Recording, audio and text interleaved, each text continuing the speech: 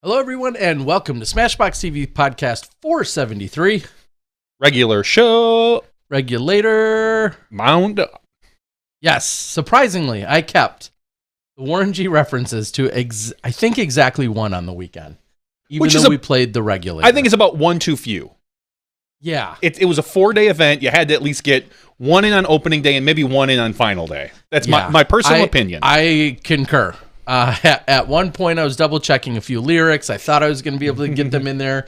I think I could have snuck them in pretty. You definitely should have. I didn't, and so I'll admit, I'm a little disappointed in myself. But nonetheless, we were, of course, covering USWDGC, which takes a little bit getting used to after 25 years now of the USDGC taking place and it holding the prestige that it has. The USWDGC has really ramped up in the last couple of years, but getting that extra W in there is difficult for some, but not Kristen Tatar. That's for sure. Hey-o. So yes, we're going to talk about what went down at the USWDGC, the record-breaking, record-setting event. Of course, the FPO side had originally 90 FPO competitors signed up that I think one or two ended up withdrawing, but we had 90 women signed up for it. And then when it was all said and done, it was about 340, I think 337 maybe is what the PDGA number last showed for overall participation. But just this incredible experience, it sounds as if, because you have the three courses, you have all of the different age groups, you have pros and AMs. As much as I loved being in the booth, it sounds like I missed out on a damn good time on site. Well, every year this is a damn good time. I mean, it's always the best gathering of women disc golfers, period. Top to bottom. That's just the way this event is. And I know there's been talks about, maybe making Throw Pink a major instead of this one, or maybe for some reason the women having 5 majors and whatever. I can't imagine taking the major status away from this. I think it would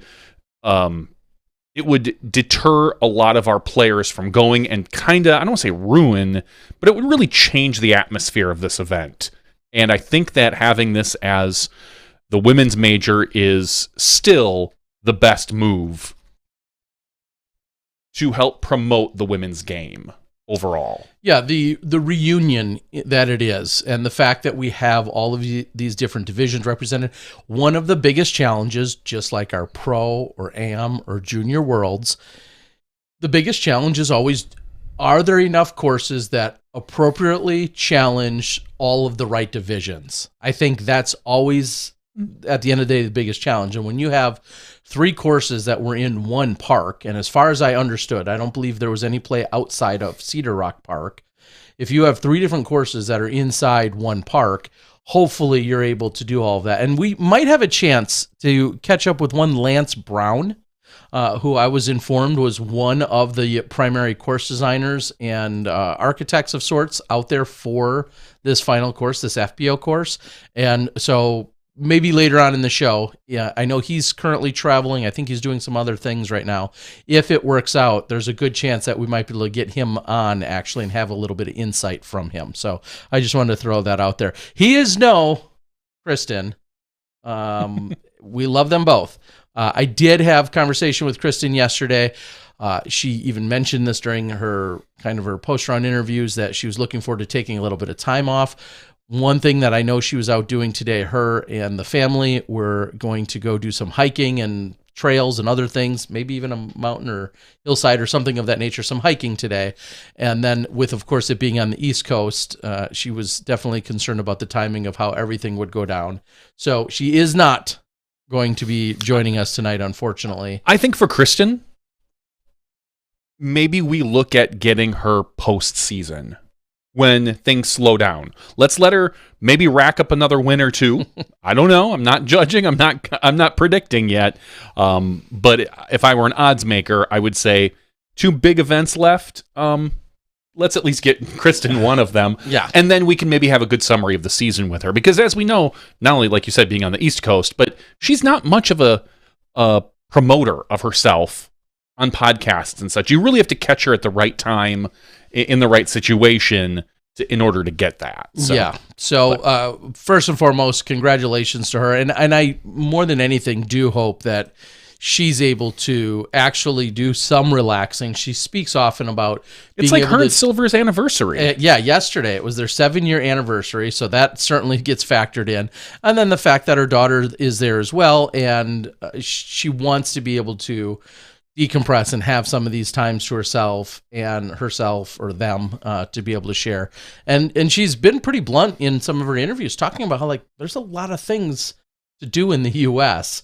and it's great to see them experiencing it. I think about all these opportunities that they continue to take, and then even though you're touring throughout the year, how often is it you're going immediately from one stop to the next to go practice, to get ready, and now she actually has a few days before she has to find herself not too far, thankfully, over in the Charlotte area and prep for Throw Pink. So.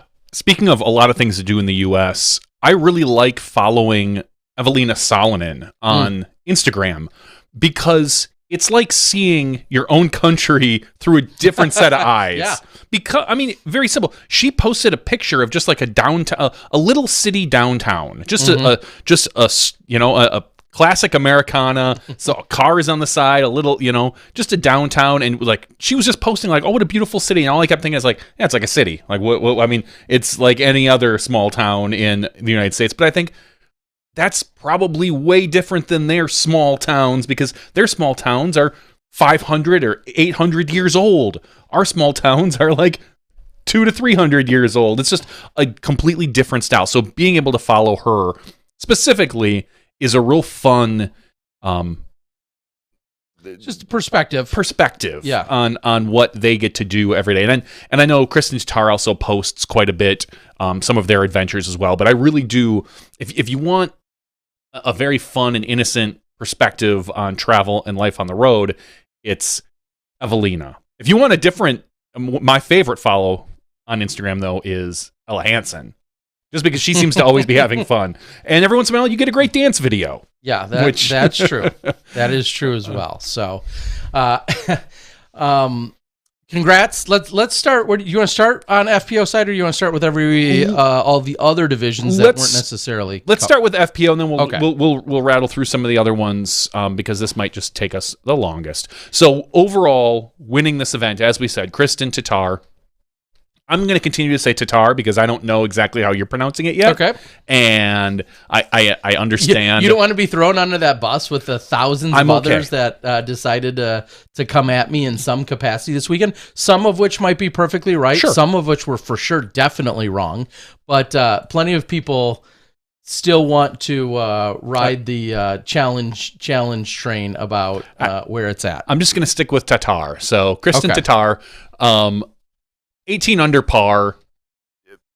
It was closer than the 3 strokes. There was I was thinking of this the other day when I was watching the event on the final day. This was a very close parallel to Worlds in that she had a competitor. It wasn't Missy this time, but it was Henna, who going into the 3rd round, the 18th hole, was there competing with her, like right there. In fact, she was up by 2 strokes, I believe. Yeah. And then has just a meltdown on hole 18 in the 3rd round. And obviously, Missy goes OB twice. Henna throws it into the woods and then plays from the wrong lie, of all things, and calls herself on it, sportsman, all that great things. Nothing we would expect anything less. But ends up down 2 strokes now going into the final round. And it completely changed the complexion of the event. Going into a final round with a lead, like she did at Worlds, like she did here, is a different type of pressure than going in even tied or down 2 strokes. Kristen hasn't really too often had to face that. I know we had a little bit of a talk about that last week. And from there, I mean, the final round, it got within a few with Own, but like it never felt like Tatar was in danger of losing.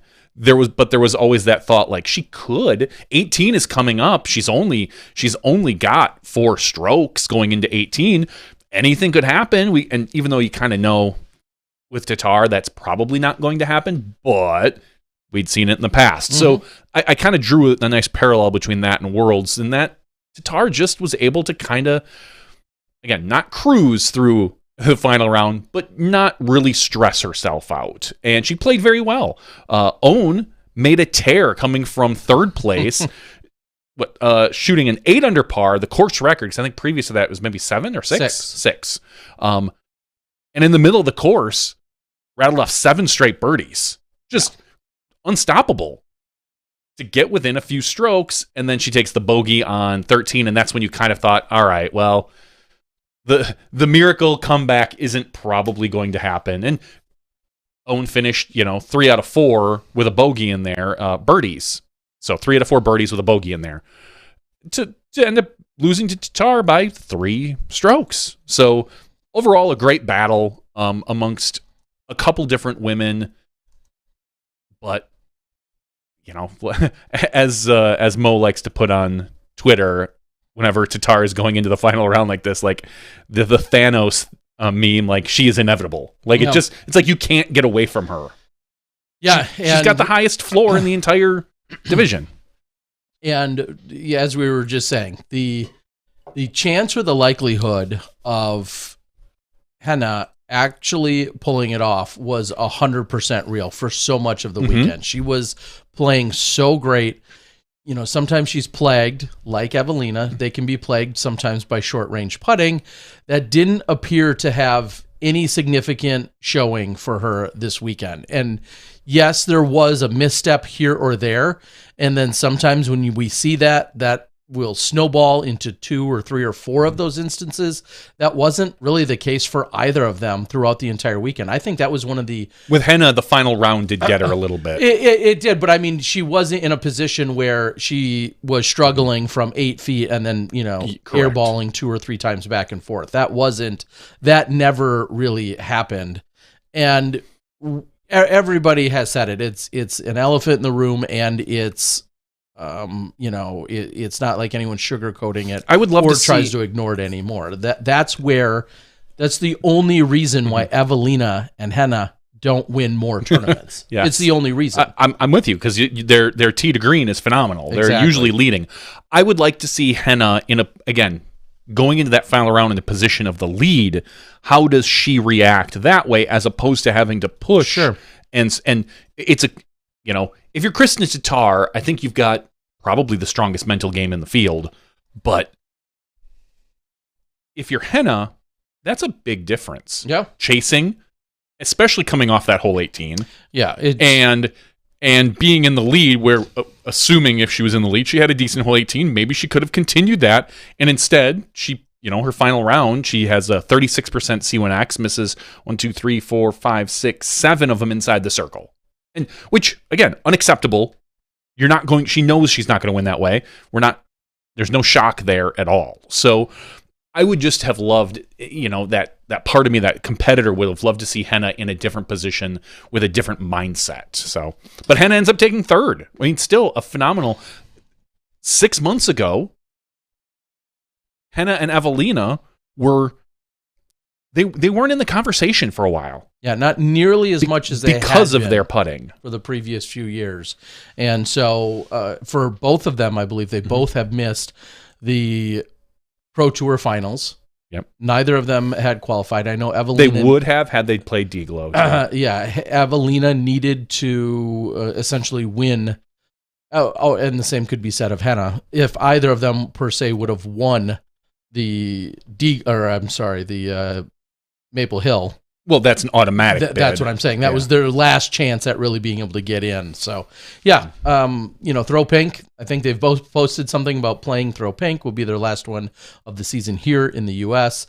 And then I know they're both in their own ways looking forward to getting back to Finland. So, yeah, it was an incredible battle for sure. And like you kind of just alluded to, just the fact of how you go to bed on Saturday night with whether it's a one-stroke lead or even just being tied with Kristen, just not suffering that painful debacle. We'll say that was excruciating on 18. Like you just bogey it or you even double bogey it because you hit an early tree and you're tied with her. You're like, that's not, the way it went down, the way it compounded just felt like it was just the worst possible outcome ever. Mm-hmm.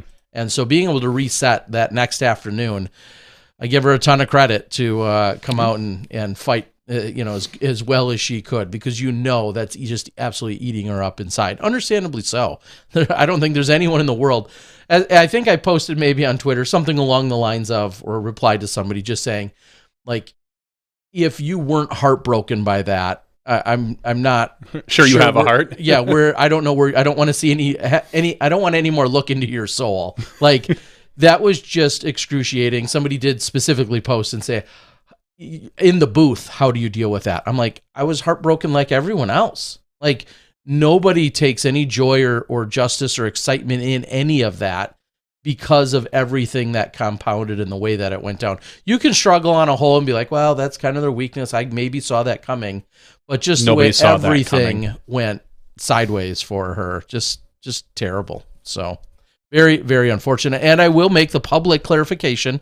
There was a conversation about what rule was applied and whether it was a practice throw or not. And I continued to kind of reference it as a practice throw and that it was disregarded, when really that wasn't technically what it was. It was just basically the fact that a misplay. A misplay, correct, thank you. A misplay prior to a subsequent throw. And so had she gone to her next throw and then played from there and then somehow realized a misplay, like, that gets handled very differently. I personally did that in 1996. Again, that's how much I remember it. So it does matter when you discover a misplay. And in this case, it was discovered prior to throwing her next shot. And therefore, that's essentially the set of rules that was applied. We continued to kind of say practice throw, and it was disregarded. I mean, the numbers still came out the same, but it is worth noting what would have been officially applied. And so I misspoke I had a knee-jerk reaction and misspoke on Facebook. And I certainly would like to make that clarification. Yes. Well, you were also called out for the term casual relief versus relief, which is, I will take the blame there because ultimately I should look at that. To be fair, I didn't ever really look at Hole 18's caddy book or read it. Mm-hmm. I'll read it right now. It says the creek defined by orange flags is a relief area per 806.04. Not casual relief, which is different. Correct. And I don't know if I threw that extra word in there or Val did. Doesn't matter. It is worth specifying. So yes, Alan Risley, AJ's father, under the bus. Wow. AJ's father wanted us to make the distinction. I saw that days later, so it didn't do much good then. It is worth defining that, yes, the creek defined by orange flags is a relief area per 806.04. So, and I don't say that at all in a cocky way. Like, I want it to be right. We should make sure we're giving it to you right. I did not read the exact. I think I heard the term casual relief early on, and I may or may not have also rolled with it. I should have read the actual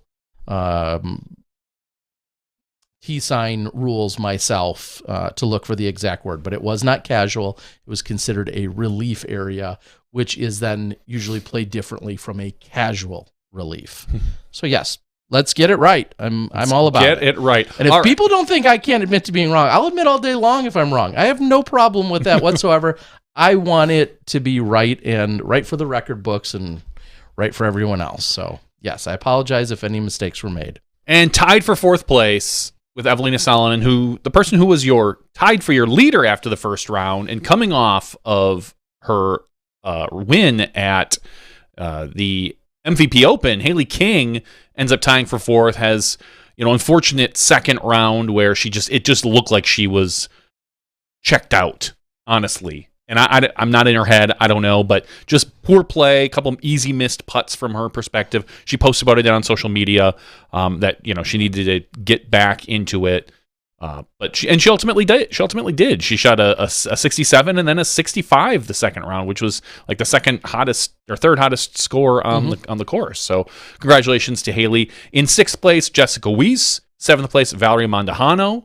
A three-way tie for eighth place Stacey Ronsley, Missy Gannon, and Luque Lorenzen. So that is your top 10 in the FPO division.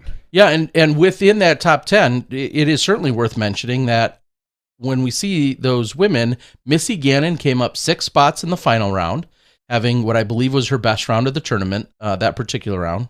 Yeah, she had 5 under, and she was 4 for the tournament, so definitely her best round. Stacey Ronsley, who was charging in the early goings of the tournament, had one of her best rounds at 6 under. And the weather was nice, to be fair. Sure, like it was a little. It was rounds 1 and 2 were okay. Yeah, round three was a little brutal. Miserable. But Stacey came up 8 spots to tie for 8th, along with Luque and along with Missy. Valerie came up 2 spots, and Jessica came up 4 spots. So it's definitely worth noting. You see where they finished, but they also, made kind of that late charge to get there, and call that a confidence moving in.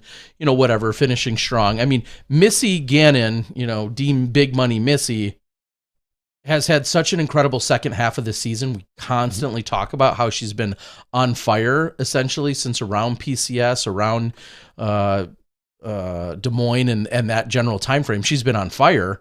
And then this weekend, she wasn't a factor really at all. So to see her then jump up into a tie for 8th after moving up 6 spots, certainly a good finish, a good strong finish for her. So awesome to see that Kristen, along with this, is the first to get to 100,000. Just over, she's at just over 100,000 right now, and now doing it in back-to-back years. Technically, She won 100,000 before Ricky or Paul or anyone else did last year, maybe by only a few hours, but she got there first. And then this year, she's already the first of all players to get to 100,000, if I understand that correctly. Yeah, there's a really good chance that she is going to set. She's going to set another record, more than likely, unless something crazy happens. Yeah, but the question is, she has to basically DNF at Throw Pink and then not get past round 1 at. So yes, correct. But not only that, but she will. There's a really good chance she's going to set the all-time record, not just the FPO record, which she had set last year, and like we said, for a few hours had the all-time record until Ricky jumped up on her and won the tour championship. But regardless almost of who wins, unless probably someone like Vinny wins, or maybe Isaac, I'd have to look at where the MPO one is right now, wins the next 2 events, they're probably, Kristen's going to have the money lead probably at the end of the season for the entire division, which is amazing considering, other than this event, the USWDGC, which has 90 women, normally the women's fields are 20 to 30 women, and you have anywhere between half to 40% of the payout that the men do. She wins so much. Money and tournaments. So good for her. Well, and then you put it on top of it, she missed playing in what was one of the largest payouts of the year, playing in D-Glow. Mm-hmm. She wasn't even on site for it. And she also didn't play in was she at Des Moines? Ledgestone. Yeah. Was she at Des Moines? Yeah, she won. Yeah, she won Des Moines, yeah. But she didn't play at Ledgestone either. 2 of the largest payouts of the entire year. Those. She didn't play in those. So, she's already over 100,000. Last year, it was 103,000 and change. Ricky has the record at 105,000 and change, which she's already over 100 this year. She's at $100,097. So, yeah, incredible. Absolutely awesome. And then I think about the European,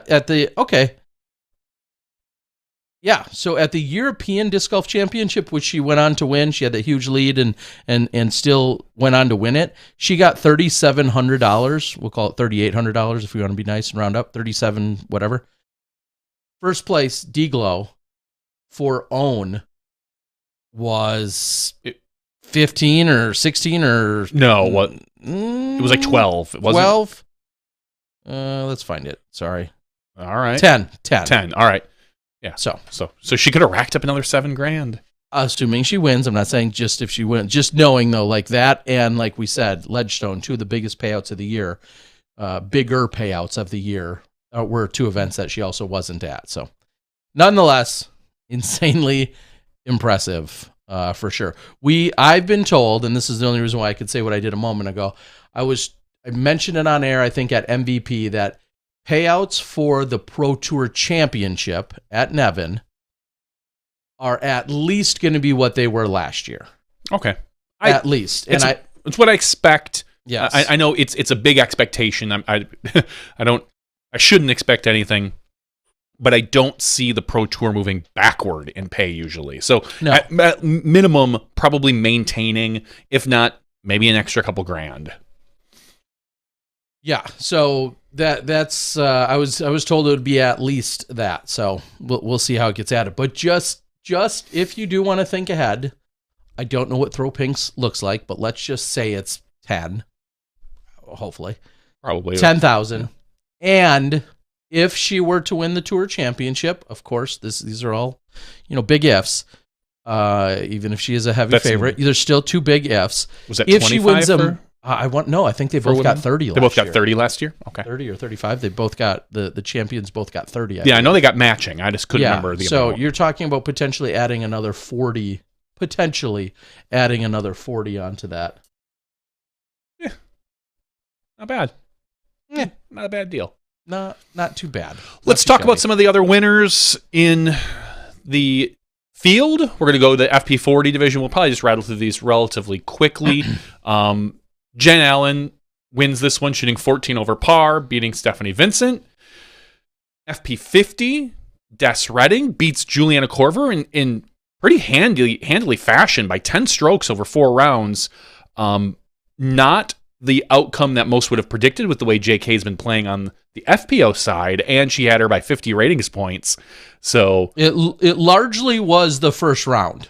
Yeah, she beat her every single round. She did, but I'm just saying 7. First round was 7. The next 3 rounds were 1 stroke, 1 stroke, and 1 stroke. Yeah, Des shot a 995. Largely the first round, there was a significant difference. Yeah, Des with that incredible first round. What did you just say it was? 995. Okay, I thought it was over 1,000. It was originally over 1,000 at first unofficial glance, and then it moved down. Nonetheless, congrats to Des. FP55, Amy Cooper beating out Barrett White. FP60, Pamaflage Renicky winning this one. FP65, Donna Greist, I believe. Greist.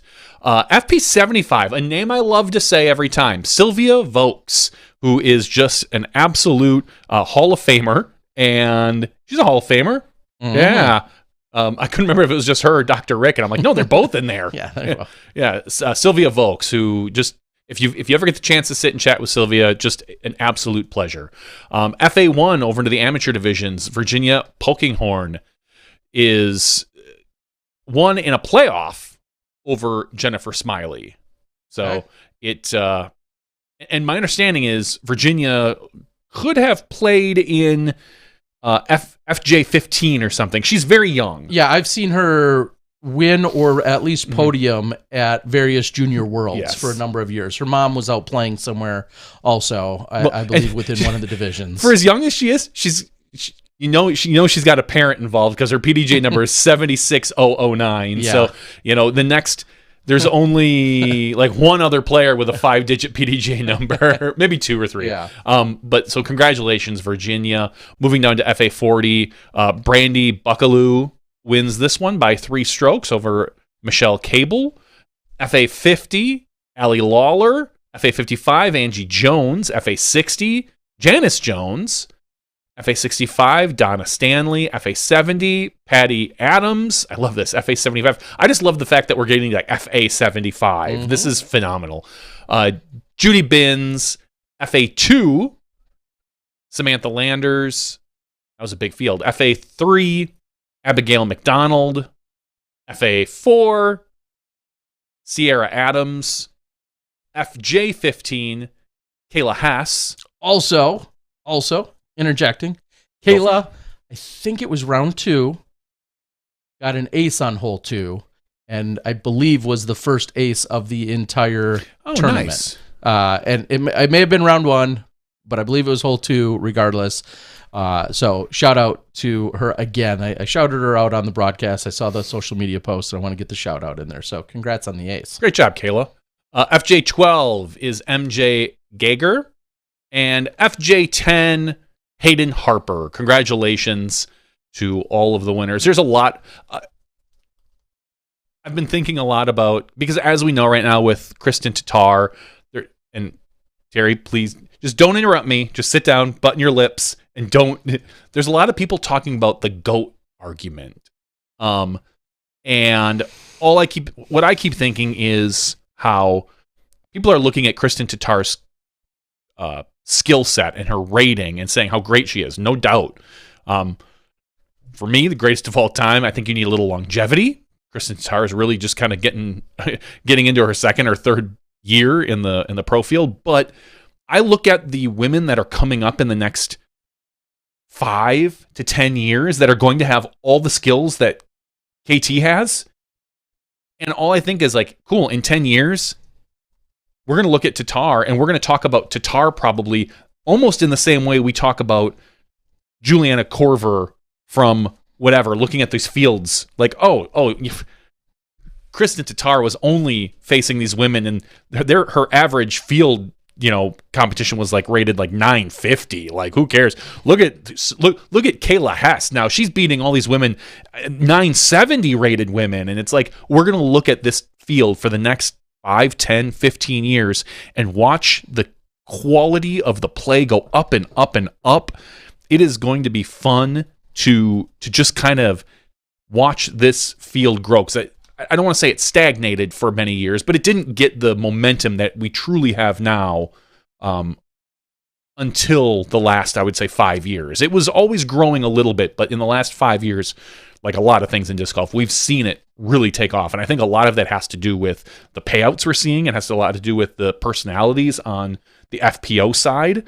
How another reason why I love this particular event, there was I saw a social media post from someone that had said something along the lines of, hey, my daughter played in one of the junior divisions and got to meet Kristen Tatar when she was signing autographs, and Kristen asked her how she did and sat and listened to her.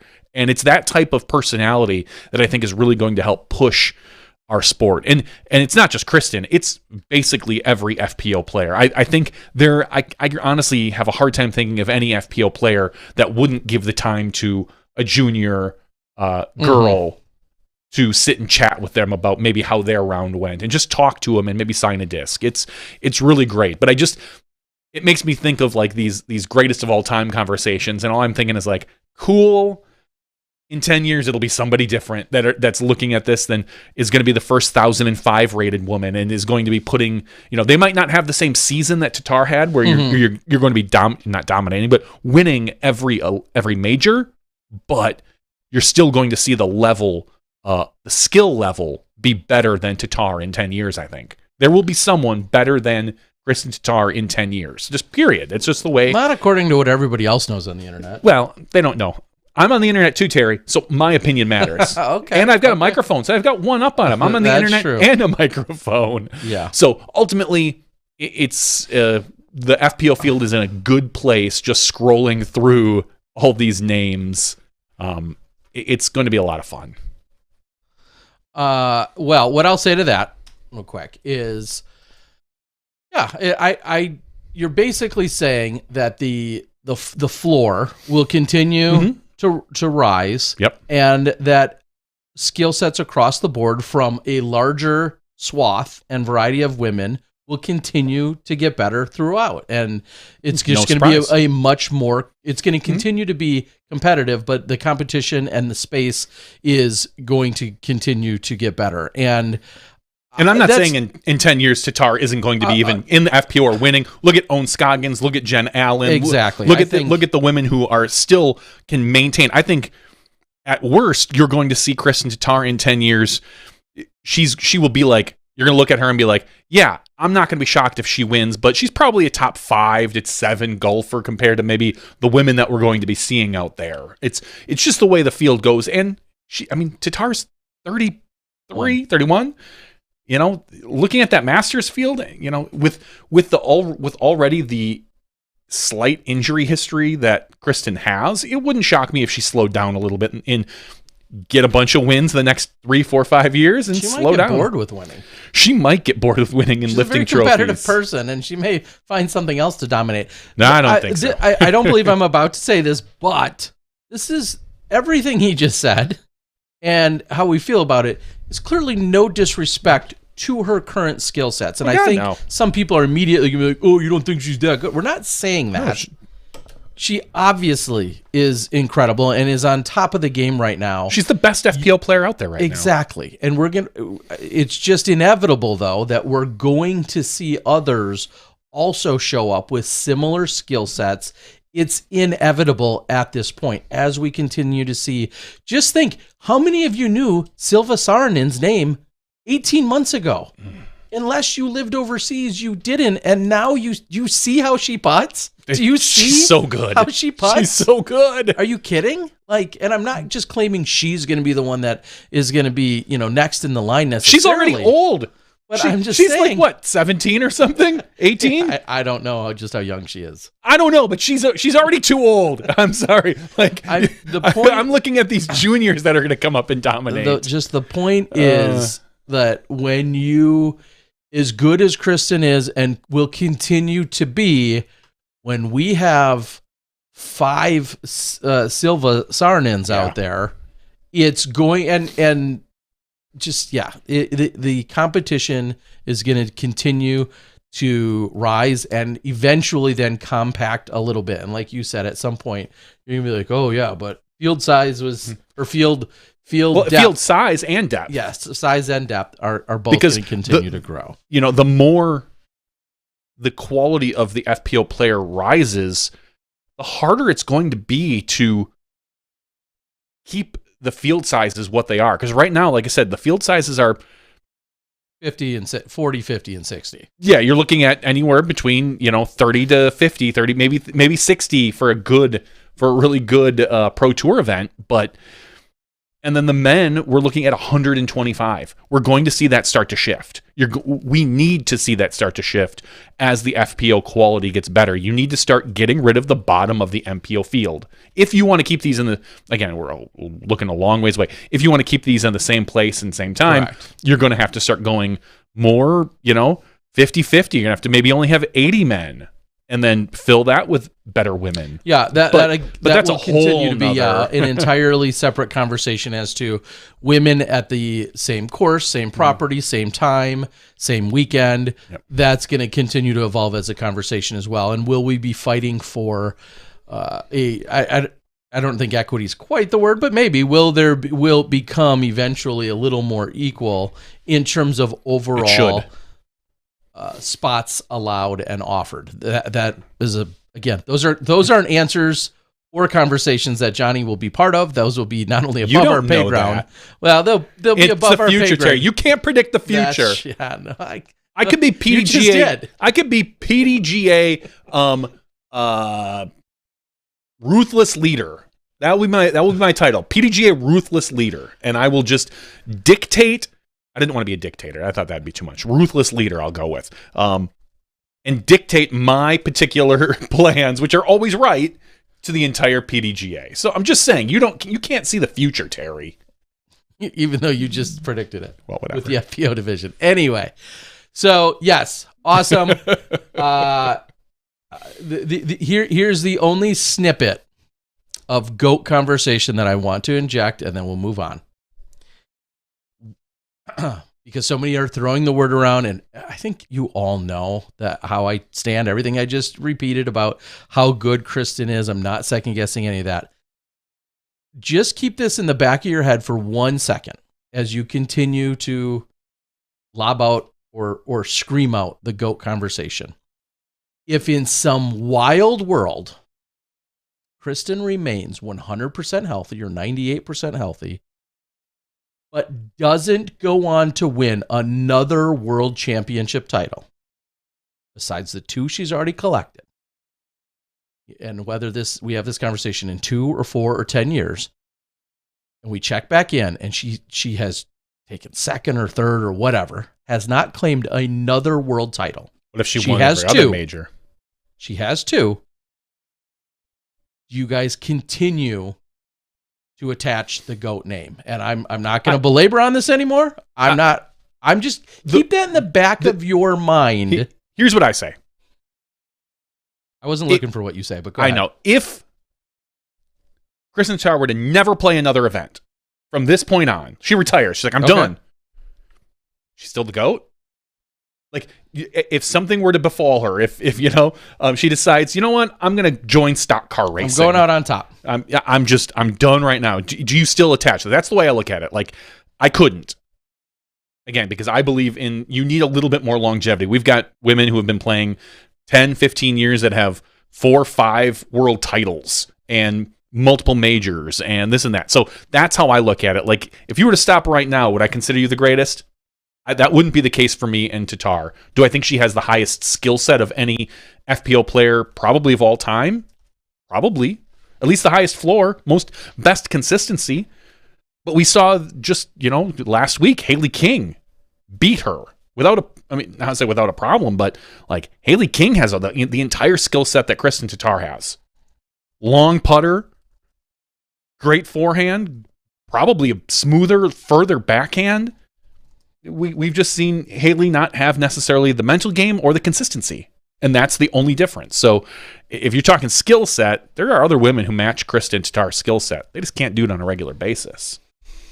As opposed to Juliana Korver, which nobody matched her skill set back when she was winning. Like, she was just so dominant. But again, that's how I look at it. So, but please continue to have your conversations. Keep having your conversation. I just wanted you to put that in your back pocket. That if that were to be the case, and we fast forward 5 years, are you still attaching that moniker? Yeah, moniker, superlative, whatever you want to. Acronym. Yeah, are you still attaching that? That's what I will say, and yes, that leads to the longevity conversation. All right, I'm going to move on from that. Yes. From the little bit I have seen, somebody asked, I think it was Mark Hill, or somebody asked on the board, if the FP40 and the FPO division played the same course. I believed that the regulator course was exclusive to FPO for the weekend. That's what I saw ahead of time. If you check PDGA right now, it shows that FP40 played there. However, I don't believe that to be the case. That could just be I think that is an tournament director mistake. And scroll down, go over the FP50. See, okay, because I know Des for sure tapped out or won. The final hole that they showed was not the final hole on the regulator course. Mm-hmm. That's how I know FP50 didn't. And the last updated schedule shows that the FPO was the only division to play that course. So if you're looking at some of the ratings, maybe an FP40, they could be a little off. That's why likely they could be off. I don't have any PDGA people to yell at here or anyone else.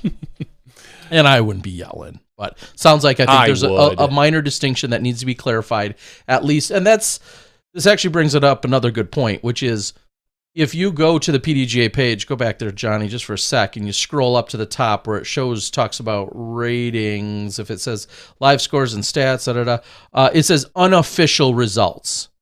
And that's where it says official ratings pending. This is exactly why, because something may have been put in to the system at some point throughout this week or weekend, and there might need to still be a tweak. And those are all the types of things that hopefully get completely finalized prior to them closing out and officially posting the rating. So I don't know if FP40 played it or not. I'm sure we can ask somebody that's Lance or somebody else if we get there. But I was under the impression only FPO played the regulator course. There we go. People are asking when Lance is coming on. I think he's effectively attracted his entire family and then some as they're hounding the message board. He's trying to find a place to safely pull aside. It sounds like I've sent him a link. We'll have to do a little testing behind the scenes, and we'll have to make sure that he's good to go. Hopefully, it sounds like he'll be here soon. So testing. Yes, Lance Bass will be on tonight, and we're looking forward to that reunion tour from those guys or something like that. All right, so we've named off all the players.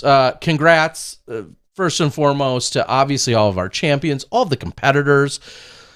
the club that has to put it on, the fact that we saw this brand new course as well, and the other courses that were prepped for it. So tip of the cap to all of those people. The sponsors, Discraft, I don't know when Discraft was officially became on board or was listed as title sponsor, but I want to make sure that we get another shout out in for them being a presenting sponsor. The PDGA, obviously a monumental effort to be there and provide as much support. Chuck Conley and then everyone else involved. And a little tease, because they've been here for a couple weeks now, a little tease will be that part of our giveaways tonight. We've got some Discraft U.S. women's. And we have 2 giveaways to do tonight. So that works out well. Look at that. So we've got some U.S. women's stamped Discraft discs. This one in particular is a Heat. And this one I believe is a Buzz. Throwing the Heat. I like throwing a Buzz too. How nice. Buzz SS. So we've got a Buzz SS, which will also be given away. And of course, if you're a Patreon supporter and you know all the ways to go about that, these are the 2 specific discs that will be given away. Thank you to Chuck. Thank you to Discraft for all of this. So thank you guys. Thanks a lot. So usually I can't tease it out because it's just something that's coming out of my stash. But these have been sitting here and ready to go for a little while. All right. Until we get Lance up in here, we'll talk about a few other things going on. First of all, it was really, I don't know, kind of refreshing and nice. We didn't have any MPO. I don't want to say high-level competition. There were MPO players playing around the country, doing things or other tournaments. Yes, that took place. But all of the focus this weekend was top level and full focus on FPO from a media perspective. And I absolutely love that. Was there anything else in terms of big events going on, Johnny, that we need to shout out or even... Well, there were a few A tiers going on. Okay. Here in Wisconsin, we had Lake Superior Open, which is a way up north. Winning this one, Kelvin Longquist beating Kale Leviska, Ryan Sheldon and Alex Russell, and a name we haven't heard in a long time, Isaac McDonald. Yeah, I saw Isaac at an event not too long ago. It feels like he had it was him versus Anthony Barella for a couple of years, and it was like he was going to be the next thing, and Anthony Barella was going to be the next thing, and then he kind of vanished. Like, I don't know if he took some time off or he just didn't bother touring or what. Maybe you can give us a little more insight into that if you've talked to him at all. But Isaac McDonald, who's still 973 rated out there, taking 5th place out there. What else we got? We have the Rock 30 Games presenting the 10th annual Cast Clay Fall Classic. I already know who won this one. Says he got his first ever A-tier win. Really? This is a guy you and I played against way back in the day. Kyle Pinkman, yes. PDG number 29248. Congrats, Kyle. Congratulations, Kyle. Yep, we're out of St. Cloud, Minnesota, beating Jamie Espinoza. Congratulations, Kyle, getting your first. Wow, I can't believe that's his first. His first A-tier open win. Yes, yeah, he's got other wins. He's got a lot of wins. He played in Minnesota. He plays in Minnesota with a ton of other really good golfers. Yeah, so it's tough to get that win. That's very true. As an A-tier. That's very, very true. When you're fighting Kale constantly, that's and Alex Geisinger for the longest time. Those are tough wins. The 30th annual Colorado State Disc Golf Championships in MPO. I want to say no surprise who wins this one, but maybe it's a little bit of a surprise. He only wins by 1. Joe Revere, recent guest of the show, beating Calvin Delamere. Congratulations. 3rd place, Justin Bilodeau and Tyler Liebman. Over on the FPO side, you have Ratana Meekum, who we all know is dating Eagle McMahon right now. She wins $700, beating Sammy Joe Guerrero. Wow, Sammy Joe.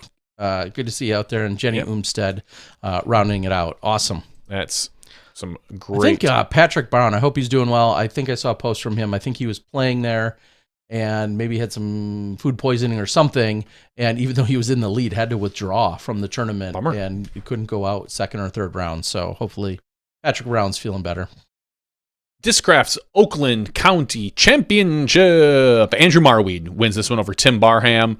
Andrew wins by 9 strokes. Congratulations, Andrew. In the FPO field, Lindsay Messner. It feels so funny to like the FPO field when the biggest FPO field of all time was on the other side of the country. Or actually not the other side of the country. This is still in Milford, Michigan. But and in the FPO, like I said, Lindsay Messner beating Sandy Hendel. Congratulations.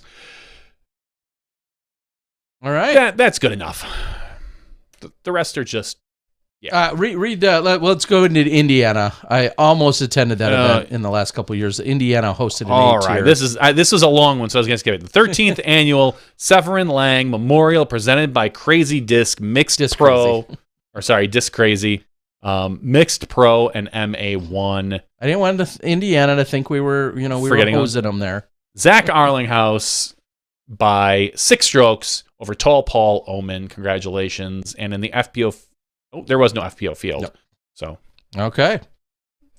Gotcha. That's what we saw for stateside A-tiers, and it looks like maybe the Swedish Disc Golf Pro Tour also wrapped up over the weekend. Congrats to them, and looking forward to seeing what's going to happen next year. I know they've got some big announcements that they're working on. Love to find myself back over there at some time or another. Don't bring him. Bring me. Call me. I'll figure something out. Just call me. I mean, you could join me, but I go first. And then you can also come. How's that? Anything you but can you do. Over me? Anything you can do, I can do. I can put out shot-by-shot coverage. Ain't that hard? It ain't hard. You're right. You are right. I mean, it's not going to get out. Well, it might get out sooner than Terry. You never know. It depends on how Terry does.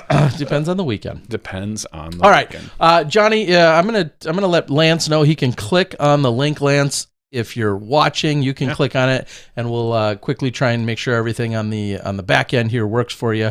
And then we could get Lance in here, and you'll quickly find out exactly why we need some insights coming out of him, and hopefully he'll tap in and click on that in a moment, and hopefully it all works. It says he's logged in. He just needs to maybe turn on a camera or something. Yeah, give access to his camera and or microphone.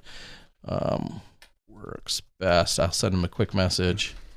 Just some other quick news. We saw today the DGPT actually made an announcement about some off-season Disc Golf Network exclusive content. Dang. Yeah.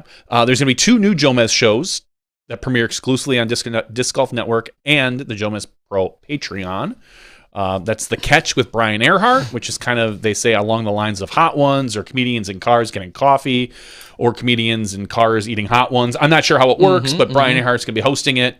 Sounds like they're going to have people like James Conrad, Gannon Burr, JK. That's where we're saying, oh, I see a Lance Brown in my corner. And then they're going to also do the Paul Macbeth European tour that we saw. I think Joey Tamale was over there with him filming a lot of that. Then as well, we're going to see just a little bit more content. 3 distance competitions that Jomez Pro covered. Playing with the Champs, which features Ben Askren and Bert Kreischner. Live coverage of the Euro Tour Championship, as well as the NADGT. The first ever combination pickleball and disc golf doubles event. A special episode of On Tour with James Proctor. And a new season of Finding the Lines with Paul Macbeth and Dylan Cease. So those are the things that you can look forward to on the Disc Golf Network. Sweet. All right. So those things will all be available. I still don't understand why they're giving away free subscriptions. But hopefully if that's something you were looking for and you jumped on, then you were able to take advantage of it. So hope that all is going to be, and it's so funny because you think by the time these are out and available and you consume them, well, I mean, they're going to obviously kind of slow roll throughout, the slower part of our off season, so to speak. But then we kick back off. It's like already February, and we're usually back for the tour or for the All-Stars, and then we lead right into Vegas come February. So by the time this is essentially we wrap up mid to late October, you have November, December, January, and then you're back with full-fledged live. So all of that stuff comes in the downtime, plus a ton of probably content on the Disc Golf Guy channel on YouTube. Easy plug.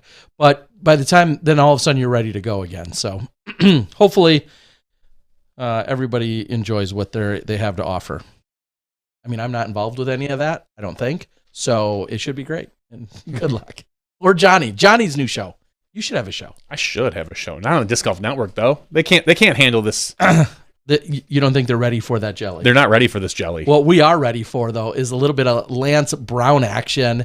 And looks like he's ready to go. He's got it all queued up. And we're just going to hit the button and hope that it works. Lance, how you doing? Hey, how's it going? Heck yeah, yeah. It's going good. It's great. It's almost like we know what we're doing. Yeah, he pressed all the right buttons. And so let's, first of all, welcome to the show, of course. Thank you. Where are you and what are you doing right now? I went to practice Winthrop today, so I'm like a half hour away from home. A little bit short notice on the call, but that's okay. Well, I appreciate it. Yeah, Lance had reached out and said that if we're looking for any insights or information with regard to this weekend, that he could be available. So yes, I was very late in getting to you, but I do appreciate you being willing to jump on with us. I'm just going to start with what I feel like was the talk of the weekend outside of the play, which is the event ran smoothly, and maybe even more so, the FPO course, the regulator, was very well received. And there was a little nerves behind that because it hadn't really been tested in a division like this and this size. So I know there was a little bit of talk behind the scenes. So let's start with right off the top. What was your involvement? Break it all down for us, for those that don't know. So to go back to like the beginning, just funny enough, about 10 years ago, there was the Solinsky US Masters at Cedar Rock Park. Mm-hmm. Obviously, like a ton of divisions there for that too. But I was just into the sport, so it was kind of like rainy, so I didn't go out because I just kind of knew about it. And then I like played the course a couple times. But I had just played Wellspring and Cedar Rock for like the last 2 or 3 years with some friends. So that was funny enough. That was 10 years ago. And then just over the years, like since then, I'd gotten together with Chuck Connolly and Jacob Wade and just some of the local club and kind of helped reestablish the layout, which is kind of on the same property as like a temp layout that we're able to do every year for the tournament. And about 2 years ago, less than 2 years ago, actually, we finally got approval, thanks to Brian Baker with the parks at that time, to finally have a long-awaited third permanent course at the property, which is basically like decades in the waiting because everyone knew that the land's just incredible for it. So we just needed the city and the park really on board. And once that happened, we got the ball rolling with designing the long tees, actually, because we didn't have really anything else but to design the longs and then the shorts. And about a month into that process, I had heard that we had a U.S. women's bid. I didn't know how seriously to take it because, this is not even a course yet. This is just like a concept at this point. And we find that we actually got the bid. So we're like, oh, well, yeah, that's great that we design the long spaces first because we're going to have room. But now we got to figure out how to make a great FPO layout. And just knowing that some events in the past have or have not been like as well received just from the course design perspective, but there's not as much precedent with courses being made just for the FPO division. We really wanted to do our best to cater to them and to get some feedback and to do some data research with that. So like I said, that was less than 2 years ago, and I've seen a lot of awesome work from a lot of people go into it since then, and a lot of headaches and a lot of overthinking and a lot of trees cleared, a lot of grass cut. Just, man, and it's not many of us know what it looked like just not so long ago. So it's kind of hard to describe how special it is. Just what transpired over the last week or so. And now so many people have hopes or dreams or aspirations of possibly being involved in some type of course design. And for some, it'll hopefully remains a pipe dream, and some might actually get the chance. But where does course design, where does that analysis, where does all of that type of stuff kind of rank for you? Do you see this as a, maybe even a post-playing career, or like how important is course design to you? I found it to be the thing that I'm most passionate about outside of playing. At my current state in life, like I'm very competitive about everything, and I really enjoy competing and playing. But I think the reason I grew to love course design is from traveling all these years. Whether I've had success or not, you do see where the game is at the top level, and you see what makes good course design and what makes a good hole, and vice versa. And that's something I've really been able to learn and just kind of give good input, like constructive feedback, and also just kind of learn from our course designs over the years with the temporary layout. Like we did some stuff that didn't end up working, and I'll be the first to say, like, I pushed for a lot of it. And even with this course, like Chuck and Jacob really, and myself, it was good that we had a committee approach, because there were sometimes I want to make a hole longer or do something different, and they kind of pushed back and like had a different angle, or said, let's see if we can make somebody throw a placement shot and land in this specific area, and then see how it goes. And then distance will come into play sometimes, and other times we're going to see if they can, under the pressure of this tournament, we're going to see if they can put it where you need to put it. And we're going to go that route. We're going to use these woods as basically OB, and you're going to have to scramble, and you're going to have to be very precise. So just long answer. Yes, I love course design. I would love to be able to do that after I'm done competing or while I'm still competing, for sure. So do you feel like, obviously, I'm assuming you saw everything. Do you feel like the course played like you predicted? Did you predict scores? Were there holes that you were like, ooh, I honestly didn't think about that, or I would change this for the FPO field after watching them play? Yeah, there wasn't too much that surprised me as much as we needed to change. Like there's just like some small trees to be cleared. There's a second fairway to be opened here and there. And also in mind with like using the same fairways for the long tees, like some of the gaps aren't going to be as fair if we don't widen them out in certain spots. Maybe some of the rough needs to be cleared out. But man, just like the event as a whole, it just went better than we could have thought for the FPO division. And I will shout out to Sarah Hokum for coming by about a year ago and just kind of walking the course with us and giving some really helpful feedback. And we made some tweaks after she came through. We did have Barry Schultz out there earlier on in the process, probably like a year and a half ago, like just a few months into planning and clearing. And it was funny because he did say, yeah, there's a lot of straight here, but that's not a bad thing. More straight spots than most places. And I think that kind of inspired me to make, kind of a hooking finish left or right here and there, maybe like a little more hyzer one way or the other off some of the tee pads. But I think what makes it unique is, like Brian Earhart was saying, is just the hyzer flip angles you need to achieve some of the landing zones without much of a finish. And it was interesting to see, how that played for the FPO division, just a different distance than just this different comfort of achieving distance than like we had when we had test events and when we had B tiers and stuff like that. But just Robert Leonard was super helpful with the data analytics and looking at the scoring spreads from the B tiers that we did have last fall and this spring, and kind of making some adjustments. And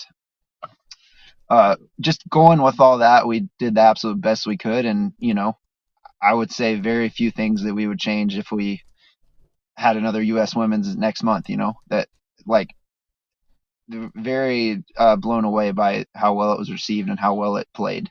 And from how many women had a tough time out there and came off the course and say, I got regulated, but I absolutely loved it. The course is awesome. Wow.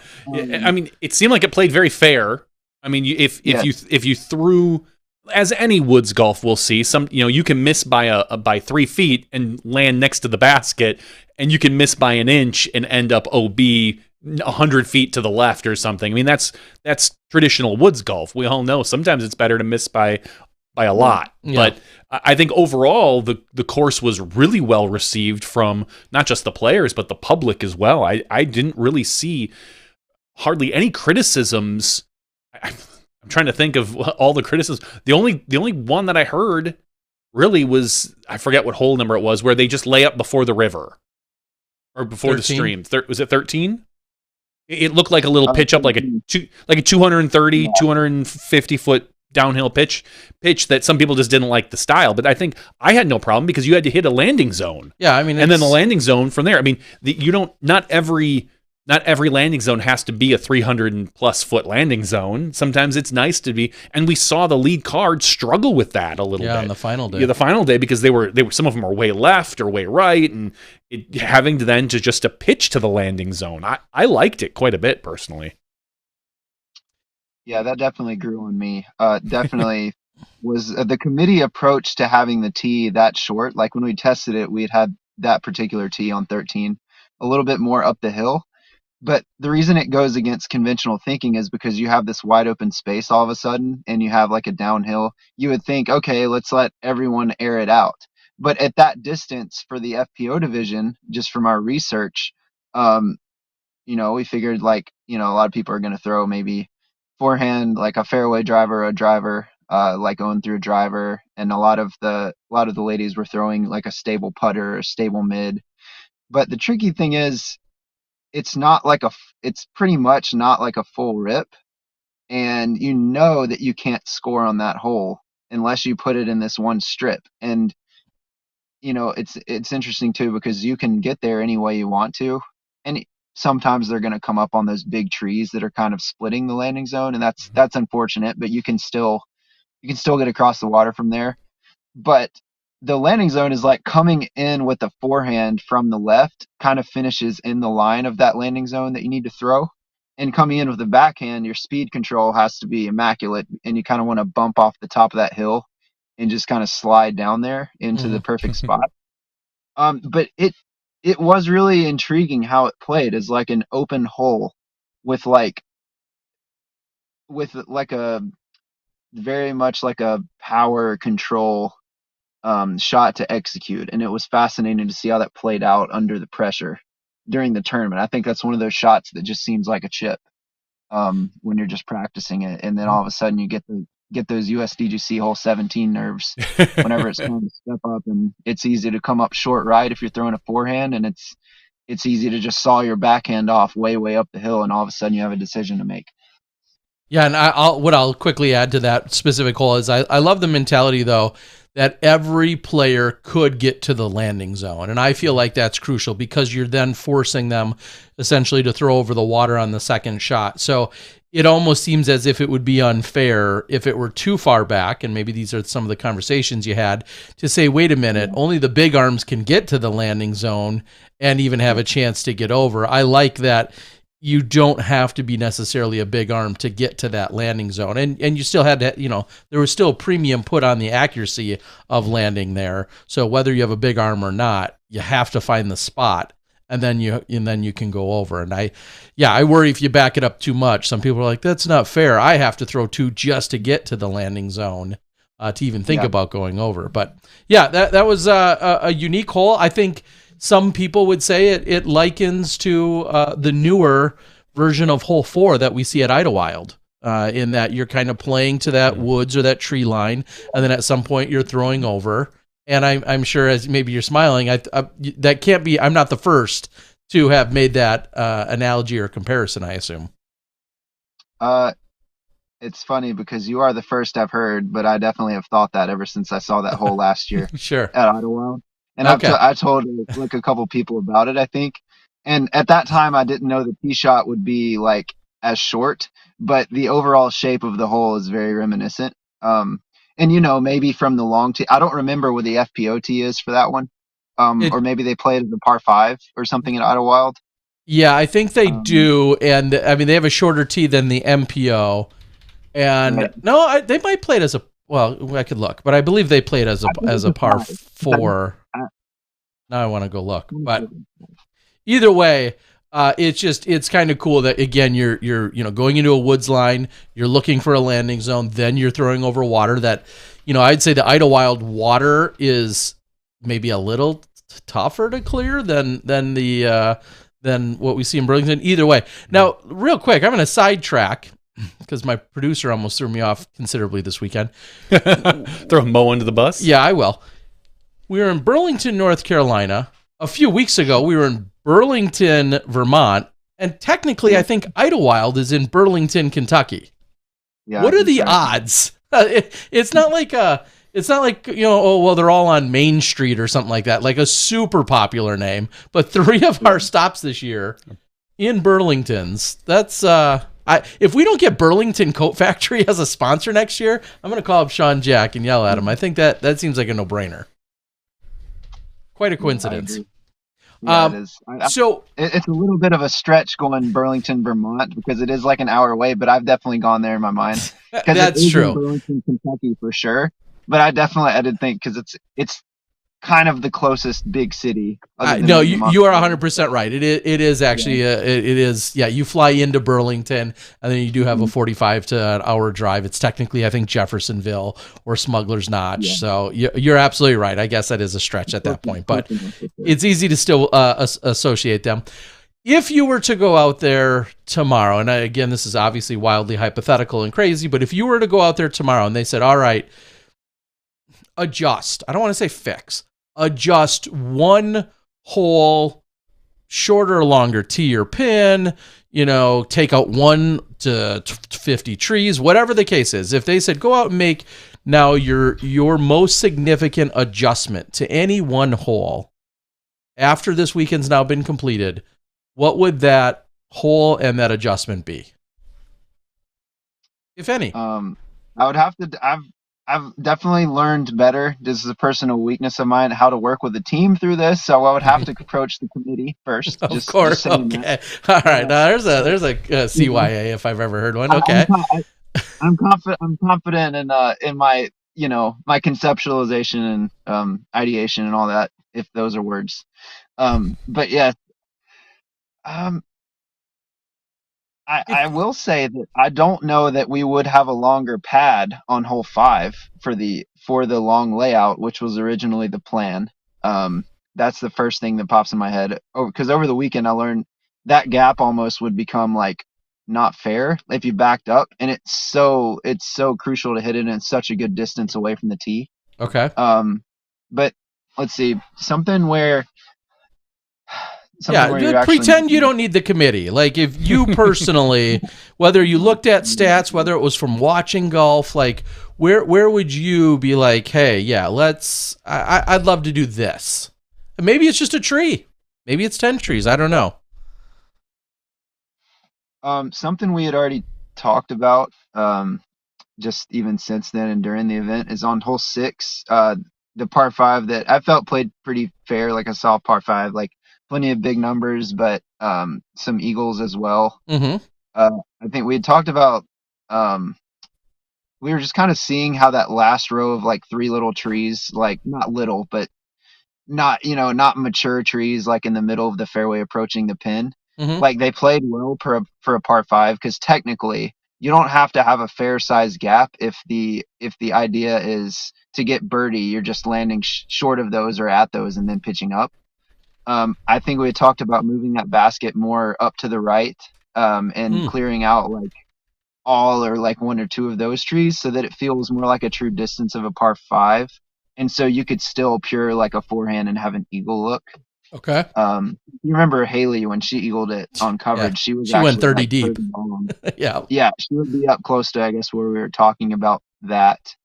But I guess potentially the biggest change is, hole 7, there's like a potential for like a backdoor fairway, and there's like this one cool looking like leaning tree kind of blocking anyone from actually like landing up there and thinking about it. And there was kind of some like tall weedy looking grass just that we didn't clear, because we wanted to see how it played with just the left fairway. And actually Austin Hannum had a good input during a round I was caddying for Paige Shoe, and he was on Katrina's bag. He said if we cut that log entering that green a little bit wider, so you could come in low if you were like within that 20-foot wide section instead of just like a little walking path through it, that maybe then it would reward like giving yourself a good placement to actually use that part of the approach, and then you wouldn't have to worry about hitting the log if you came in too low, just for that like 20-foot wide section of it. I think that hole would probably undergo the biggest adjustment, but even then, like it wouldn't change very much. Okay. Yeah, and real quick, just to add on to that, I find this very interesting. Round 1, 7 played statistically as the most difficult hole on the course. Round 2, it played as the third most difficult hole on the course, so it got a little easier for them. Round 3, it played as the fourth most difficult hole on the course. Like they were figuring it out? And then round 4, it played as the fifth most difficult. So the scoring came down on that all 4 rounds when it was all said and done, which is just kind of an interesting thing to see after 4 rounds, after any division kind of figuring out a hole or being introduced essentially to a new course. I just thought that was really interesting that it went from the first and then slowly fell to the 5th most difficult hole out on the course. So, and a very challenging 475-foot par 4 when it was all said and done. Even when it played as its quote-unquote easiest, it was still 8% birdies and 4.39 was the average.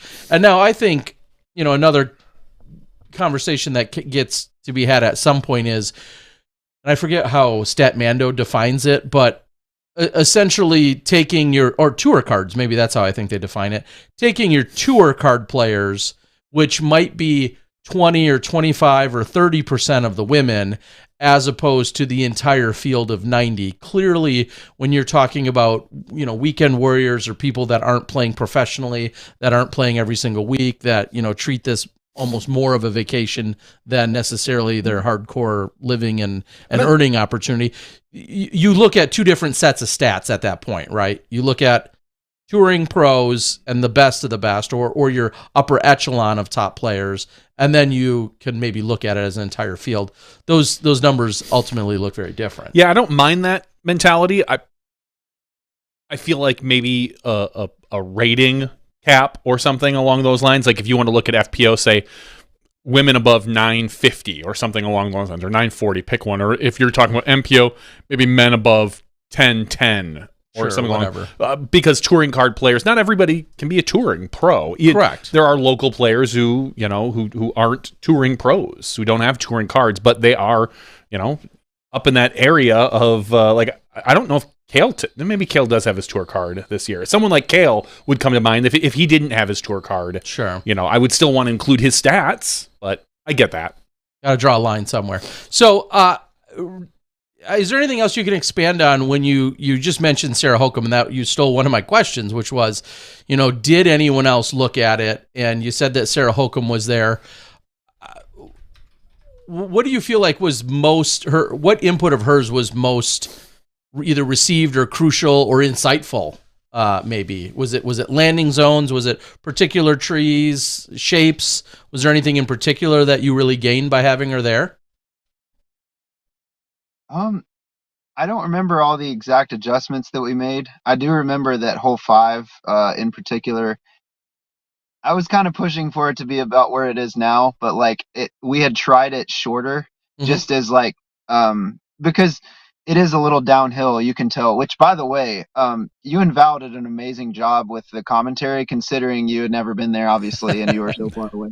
Well, thank you. I was curious about that, but yeah, I've never been so inundated with disc golf coverage like an entire week of my life, wanting to hear everything that was said or see every shot I possibly could thrown. And I was telling somebody, I didn't listen to music or anything else that I normally do all week. It was just all right, I got 4 hours of coverage to see what they said about all the throws today. But yeah, anyway, well, thank you. Yeah, for sure. Yeah, back. What was your just about question? Sarah, and you were talking about hole 5. Yeah. Maybe where that tee was, or maybe where the basket was. It was very close to the water. Yeah. But I do love the touchy little kind of turnover shot. I personally really like that hole from a technicality standpoint. Yeah, tracking with you again. So yeah, it was shorter, and we were just testing out to see how how tough it would be with the same gap, but just like an even shorter throw. So it was almost like a half throw. Mm-hmm. And then like you were seeing people fluff it and not even hit the gap because they were worried so much about throwing it too fast. Mm. And then I think Sarah kind of liked that, but she also thought it would still play a little bit more challenging and still like people are able to throw slow discs because we didn't want the FPO having to go fairway driver because we moved it so far back that a lot of them couldn't throw putters or mids. Sure. But she did support the idea of moving it back some, and she was throwing like mids and achieving the distance and, you know, hitting the gap, missing the gap, feeling like it was a good challenge. And I will say Sarah is a very fair critic. She doesn't just say, why don't these all go left or right? Yeah. Can we get more of them just to curve a little bit to the right? Just a hair. Hey, if you know me too, like if people had found out that I was designing a course like mostly or even partially, I would probably be worried about that. If you know my play style too. Mm-hmm. So, that was the biggest one at the top of my head. Really hole one's distance to where you could achieve that downhill look into the woods was key. On her input about how appropriate the distance was to be able to get the backside of that hill, was big. Any kind of like open holes, which there aren't too many open tee pads especially, but like any kind of shots that required distance, like where was the advantage and what was fair for like, you know, the really, really solid players who throw maybe average distance. And those are more crucial. And just like what can we expect the FPO field to do with regard to like, you know, hyzer flipping a slow disc, and when is it inappropriate to expect them to be able to do that like in the woods at certain distances? Sure. I guess like Henna is a really good example of someone who the course catered to in the woods because she throws hyzer flips better than like most of the field, and she throws standstills incredibly well, which is helpful on elevation because those woods have a lot of up and down, and if you can throw elevated or if you can throw standstills from any type of elevation with usually under a 200-foot approach, just the way it ends up being on most of those holes, super helpful. And I think that played to her advantage. And then maybe something that played more to, let's say, Kristen's advantage is a lot of the baskets. Is I didn't even realize this until the event. Like there are quite a few baskets on that course where the circle 2 stats, if you're relying on a good circle 2 like weekend or impressive showing, it's almost irresponsible to run a lot of those putts from circle 2. Yeah. Just one thing that gave Kristen an advantage is she's so good at like just outside the circle, like uphill putts. And he really took advantage of those elevation putts, really uphill and downhill, which I guess kind of a straddle stance does assist with. And then Owen took advantage of the course and that the accuracy, even though she's throwing drivers, like I don't know what disc she has. She throws drivers for like everything, but she hits gaps and she hits putts. So it just we see like 3 different like strengths there that were rewarded just from the course, but maybe in different areas of the course. And that's something we were really leaning on Sarah for was just the appropriate distances for what discs we were kind of thinking were going to be the play on certain shots and whether that was appropriate to expect or not, or if we needed to even move back sometimes, maybe. To be fair, I don't know how you would design a course for Owen Scoggins. Like, what do you do? You think of different courses that fit specific women, and I think like I don't know what fits Owen. Just the way she doesn't fit her, or what doesn't fit her, because she flexes every shot, and there are so many of her shots that look like she's going to burn them over into the ground, and then it looks like they start to hyzer and rise, and then flex out, and you're like, how do you do that? I don't understand. I don't know the perfect Own course other than just all circle 2 putts. Yeah, I'm just trying to think that the only place where Own would struggle mightily, or possibly, I should say, distance is really long, and they just are constantly going hard right the entire way, because she of course can flex and then find fairway, but if just something just going right the entire way, because she never throws big a spike forehand, it's always a flex forehand. Anyway, it's pretty incredible to see. Well, it sounds like you hit the mark. Go ahead. Yeah, you want to know an Owen Scoggins hole? I'm pretty sure she was 3 under on hole 18. Mm.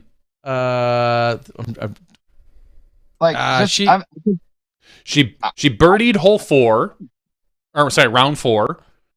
She parred round 3.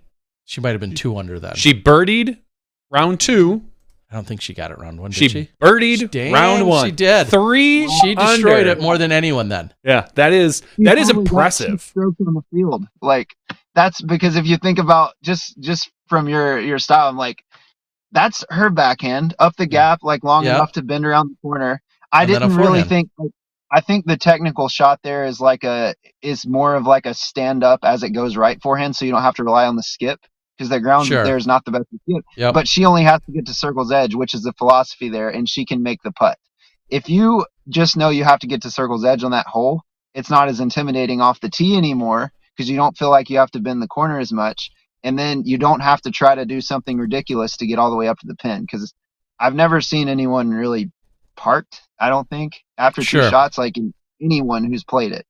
And, that was perfectly owned to a tee. Like, that's her backhand comfort, and that's her forehand giving her a chance to make a putt, which she apparently did that 3 times. Yeah. So. I mean, and if you really wanted to be almost a jerk, you could think about how she played it in 3 rounds. Was only 1 worse than what Henna did in 1 round. I'm just saying she played it in 9 strokes, 3 of the rounds, and Henna taking an 8 there. If you're comparing, a scoring spread, I mean, honestly, like, just think how much that 1 hole plays into it. Now, of course, you could say that about Henna and everyone in the division, how many she gave up there. But yeah, you think about Own playing it in what, 9, 14, 13 on the weekend, and then compared to literally everyone else. Yeah, Own hit 3 circle 2 putts, 1 for every birdie. She wasn't in the circle for birdie on any of the ones that she got the birdie on. On her par, she dropped in a 5-footer, so who knows exactly. But she didn't have a circle 2 putt, so I don't recall exactly around 3 what she did. Incredible. There, but she is incredible. So yeah, that's true. Now, so then a question that just came off the board, which would be, could... Now again, hindsight's 2020 to some degree. But was the question from Heath? Was it from? Do you have like 38 family members out there, or was it from? Was it from Gloria? Was it from Dirk Zavoda? Was it from? I'm not sure which Brown it was from. Yeah, Doc Brown or So looking back, assuming now we're gonna just assume time and everything else isn't as much of an issue, like daylight, things of that nature. Could you see, or might we see in the future, if we looked ahead, could an FP40 or an FP50 or an FA1? Could you see any other divisions it being still appropriate, potentially, that course, that layout, appropriate for some of the other divisions, or do you like that it was exclusive to FPO? Do you think that should kind of be the way?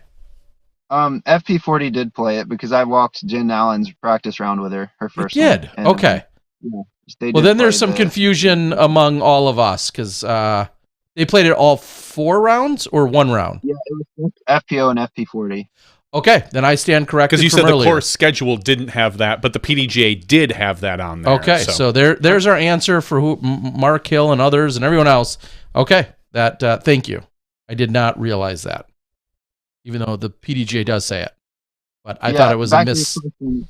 Okay. Back to your question. Not in the immediate future, because obviously our priority is to try to continue to draw bigger events and hopefully for both divisions, for MPO as well. So we do need to complete the long tees.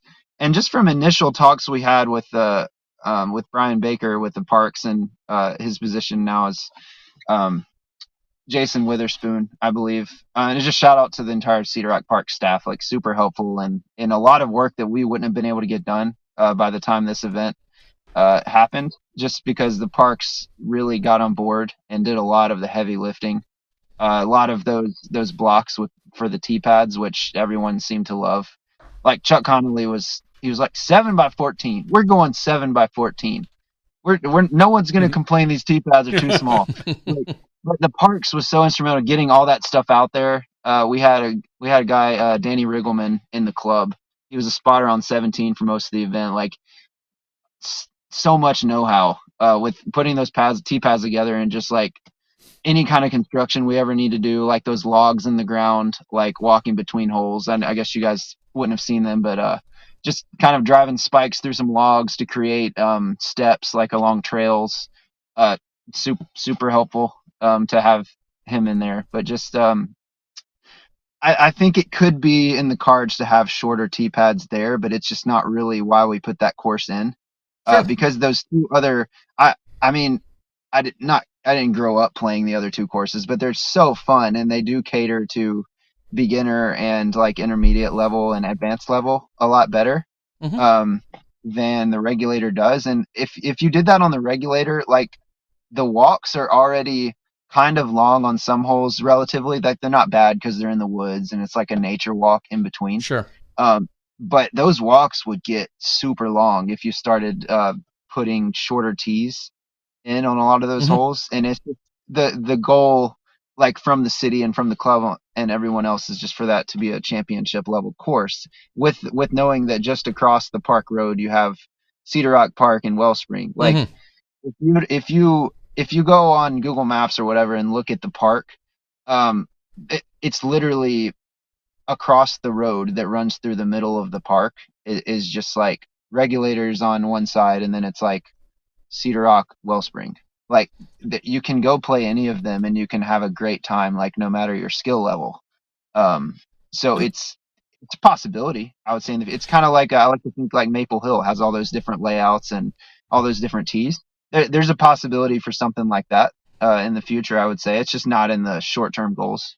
And it doesn't have to be, as we've said, not every course needs to be championship caliber, and not every course needs to be beginner friendly. It's ideal if you have something close by, if you're a city that's lucky enough to have multiple courses, that you have a variety like that, or if you happen to have a course that can support so many tee pads and pin placements. We have here in Milwaukee, we've got Dretska Park, which can be set up where you can shoot 16 under, or you'll shoot a couple over, depending on where the pads and the baskets are placed. And if you can make that happen, great. But if you already have two beginner-friendly courses, fun across the street, then such a low priority to make that.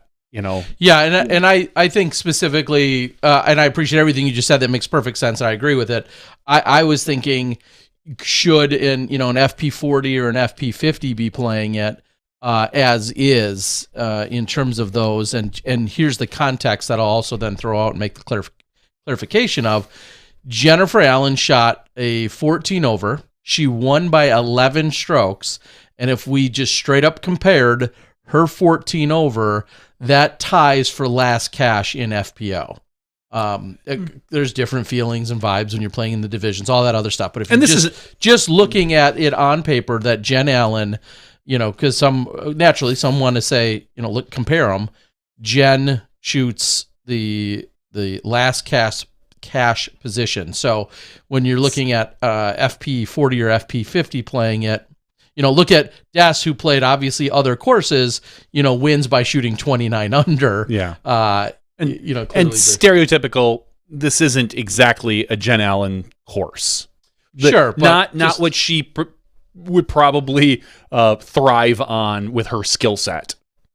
Sure. But regardless, her 14 over, when you compare it straight up to FPO, you're looking at bottom cash, and then Stephanie Vincent, who finished second, was at 25 over. And as someone said on the board, Owen would have crushed FP40 had she played it. Yes, she took home more money taking second in FPO. Jen Allen would have taken bottom cash, takes home way more money in FP40. Great business decisions by everybody. Yeah, nobody should. I'll never second guess any. If any age-protected person plays within their age protection, I'll never second guess them or I mean, it might be more beneficial for them to play in other places, but that's not for me to second guess and tell somebody where they should play if they want to play in an age-protected field. So, Lance, what's your next big project? I mean, now you're this, one of the designers here at a PDG major. Are they bringing in you to the IDGC and let you redo all of that now that we hear these Beetles are taking over the W.R. Jackson course? I hear that they have a pretty decent course designer that likes to do some designs out there. So okay, yeah, one of the greatest of all time, the Hauk. Yeah. Okay, yeah, just push him aside, Lance. You see what I just did? Anyway, yeah. I may or may not have like an opportunity coming up with a neighboring county that kind of arose because of this. And I'm just gonna say there was a lot of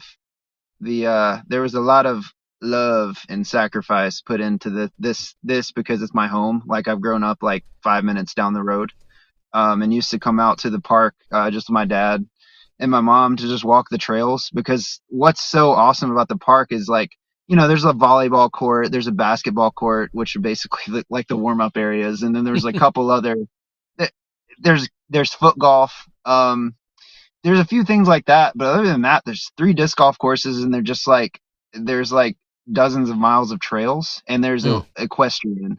Like there's horses everywhere, and there's that historical Garrett farm, which is such a cool backdrop for some of those holes. It's not like too many like public parks I can think of. But just it's such a special place, and it's such a special place to just drive into, just spend time, like have a church picnic or a cookout, or just go fishing in one of the ponds there that's by the Wellspring course. It's a really good park. Just go not too far out of town, but just kind of feel like you're just out in nature, and take a walk or whatever you want to do. It's a really cool place, and it was just an honor to be able to work there for me, like over the years, and just build trust with Chuck and with Jacob, who's the president of the Burlington Area Disc Golf Club, and just all the people there, especially as someone who's not always around because I'm traveling so much. It was really an honor just to get to put in a lot of hours out there, and just, I mean, a big weakness in disc golf can be overthinking everything, but it's a really good thing with course design, a really good thing with walking a property and really trying to find the best way to fit the puzzle together. And you can look at it as frustrating and never ending, or you can look at it like, once you get it right, like that feeling of just seeing everything come together. It's just, and then seeing people enjoy it is just amazing. It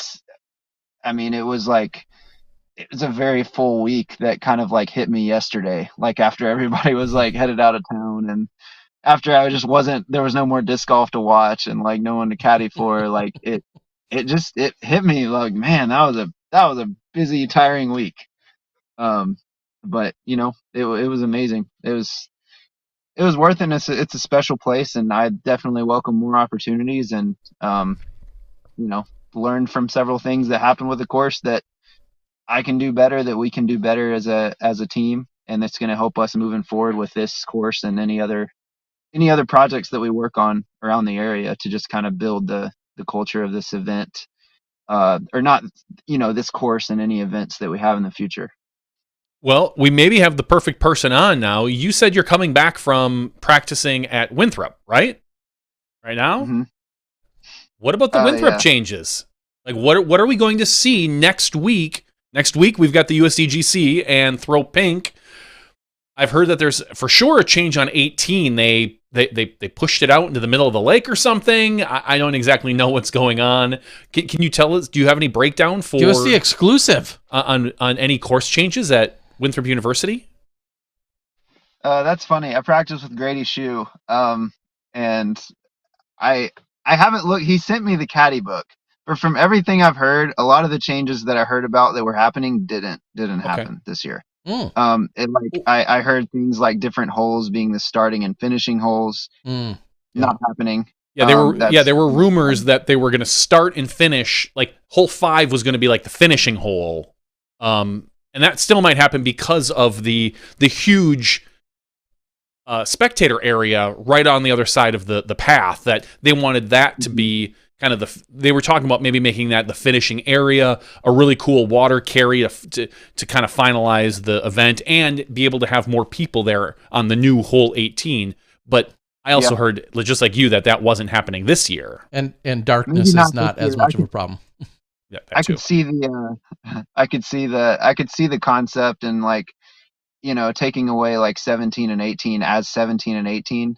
It would be more like an amen corner, as obviously, as opposed to the last holes, because that would be what, like 11, 12, 13, something like that. So that would be, I can see why they would do that. But I went down there because I'm playing Seth Burton Memorial in West Virginia this weekend, just because there's like it makes sense for me to play that basically instead of like something like Carolina Clash, just because of the competition and everything. So this is my only day to practice before I try to qualify next Monday. But there, I didn't, going there, I just realized it was just going to be kind of another practice round at Winthrop like I was used to. And other than just like some rule changes, which I will not go into. It was I saw that look. I saw that look. That's the look I get. Okay. pretty much the same OB shapes and the rock lined OBs, which I think is a good touch out there. As recent years, I think last year had a lot of changes, and I think mostly it's what we saw last year.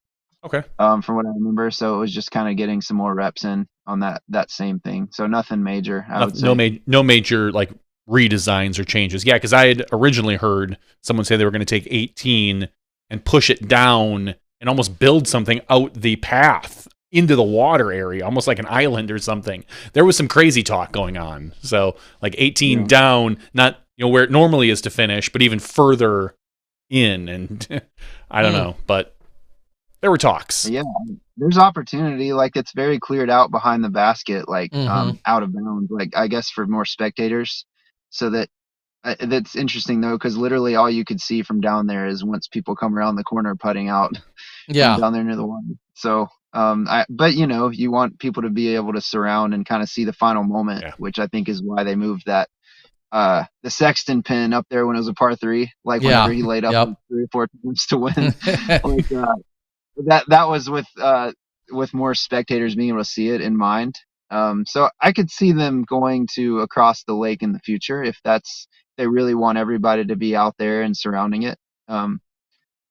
I could see it. That's why I wouldn't have been too surprised if they did that. Yeah, I can see. You're right. I think that's going to happen in the next couple of years, depending on how big spectatorship gets. It just kind of makes logistic sense. It kind of, traditionalist in me, it hurts a little bit that 17 isn't 17. Like, you're not finishing on that long walk. You're not finishing with the dread of the hay bales, and 17 and that's more the middle of your round, as opposed to losing it at the very end of your round. It's crushing you. Now it can crush you with 5 holes to go, and you've got a lot more time to think about how you just blew your USWDGC as opposed to one more hole. Yeah. Back to the regulator one more time though. I think it was cool that the women were able to play the one course 4 times. Not just because of the MVP like turnaround, which was unfortunate, but I think that the course proved to be enough of a challenge to, like, especially over 2 or 3 practice days. Like Madison and Erica were saying that they just wish they had a couple more practice rounds, which it was intended to be that difficult and that challenging. And if you're thinking of it like this, like if it's a par 69, like that's almost like playing a handful or like 10 extra par 3s. If you think about the 2 shots you have to throw on par 4s and all those landing zones you have to memorize. But I really think we did a pretty good job, like giving them that feel of like, here's a super challenging course that you're going to need to learn. And I'm just glad that we were able to just have them at that one course. And I thought the way that, probably Winthrop played when they first introduced that, the scores were probably, unrecognizable, like not just all the stroke and distance, but just the philosophy of all those landing zones and OB everywhere. People had to learn how to play there. And I thought it was cool how we did that, just kind of with technicality and a lot of woods, like natural OB, that you don't lose a stroke. You just have to pitch out or you just roll away or whatever it is. I like that we were able to create that same challenge for them and that same feel of the 4 rounds on the same course. And that's what you appreciate about Winthrop, is you never really have it figured out. and it's just so much separation everywhere. But it's like all you have to do is land in those ropes and just in the throw fairway. them. Yeah. Just hit the fairway. It's so easy when you just hit the fairway. Where did the name come from of the course? Because the other two courses are what are they called over there? In the same park? Wellspring is the tight wooded, where I got my first ace, like probably 11, 12 years ago. Subtle flex, yep. Yeah. Like Tomahawk that doesn't exist anymore because there have been trees that have grown up in that time. And then like the other one's called Cedar Rock because it was the first course there. Yep. I think Chuck Rhodes, man, I really should have had that on hand. Chuck Rhodes, I believe, is one of the designers. Okay. And I don't have the other one off the top of my head. I'm probably going to get in trouble for that. But it was in the 80s. It was in the 80s. Yeah, 84, I think I saw. Because I think Johnny and I played there. I think we made a stop there when we played the Big Valley Challenge in Durham, North Carolina. So this was like 1999.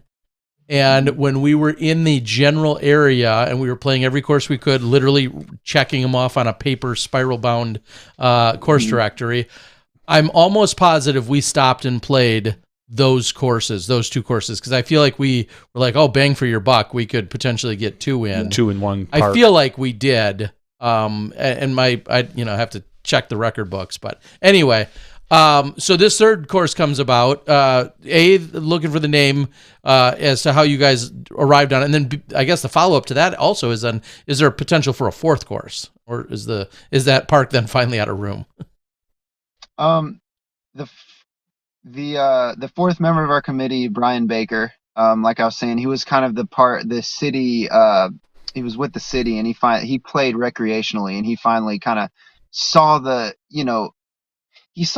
culture going more towards a family oriented sport that everyone could enjoy and come out to the park and do together, more so than just like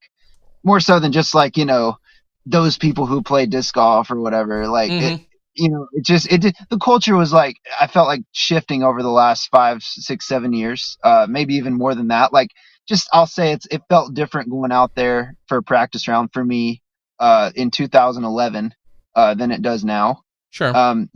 Take that how you will, but I think that helps with the city wanting to get behind and support something and seeing just the professionalism, like potential, and that something that, okay, we don't have a championship caliber course here now, but we've been using this land, but we need to commit to it and have it to be established if we want to really be taken seriously. And he saw that, and he saw the fun in the game, and was willing to like help us make a pitch to the city, not only for U.S. Women's, but just for that course. And he was instrumental in like kind of hole 7's green, like up on those rocks. Like that, we call that the Brian Baker green. Just because I don't think any of us had seen that before. But he came up with the name Regulator after we had a lot of discussion with and just weird ideas involving foxes, because as you saw, that's the mascot, which I got really good. Brian Baker is whenever you guys showed the fox mascot, he's one of him and Jason Witherspoon are actually on the left. If you go back and watch that. Okay. When the fox mascot turns around, then we had like 3 other local guys over to the right talking. I got a screenshot. It was fantastic. Just something involving like a fox and like a farm, and like there was you have the Garrett Historical Farm was more from the Civil War era, but we definitely wanted to go all the way back to, if anything, the Revolutionary War era, something like older, just like local history, but let's keep it like agreeable and all, of course, like just appropriate. And the Regulator, I just thought it sounded like a cool name the first time I heard it, and then I kind of looked it up. And so whenever during the Revolutionary War period, like the loyalists, who are the British kind of occupants in the area, like in North Carolina, were like hiking up taxes and stuff like that. And the Regulators were people from Western North Carolina, I believe, and kind of this area, maybe like down towards Charlotte, who were really just not about the taxes being so ridiculous and them taking advantage of the colonists, and so they wanted to regulate the taxes and regulate these restrictions and kind of the way they were just sticking it to them. So they actually met at the Alamance Battleground, which is a few miles from Cedar Rock Park, and ended up being kind of like just a skirmish. Like there wasn't like too many casualties or anything. It's just kind of where they met together, and it was like only a few miles from the park, and that was kind of the stand of the regulators versus the loyalists. And so the regulator just sounded like a cool name, and the regulators as a historical like movement was right around the area. So that was, I was all in once I read up on it. I was like, that's, I always love when sports teams have like a geographically or culturally appropriate name from like where they are in the country, or like in the world or whatever. Sure. And it was really cool to be able to tie that into the course. And it's interesting because I actually interned a few years ago with the guy who did our signage in the graphics, and he said that the colors on the signs, it was like a gold, kind of a dark red, and a navy blue, were actually the colors of the loyalist uniforms. So I didn't know this before, but like, you are the regulator trying to play through, like, basically every course asset is colored like the loyalist uniforms. You're trying to defeat the course, and if you defeat the course, you're the regulator. Okay. So it's kind of backwards from what you would think. So it's like you can take it whichever way you want. It's more fun to say like you got regulated or whatever. Yeah. Like, but you can see that you did regulate if you shoot the course record, or if you even shoot under par maybe. And that's kind of a fun way to think about it. It's kind of like a theme park ride or something. It's like I came out and I conquered. So, when someone had just initially asked me and I was uncertain, I had said I was under the impression, not knowing much about the course design and certainly not tying it to any kind of history, because I ain't that smart.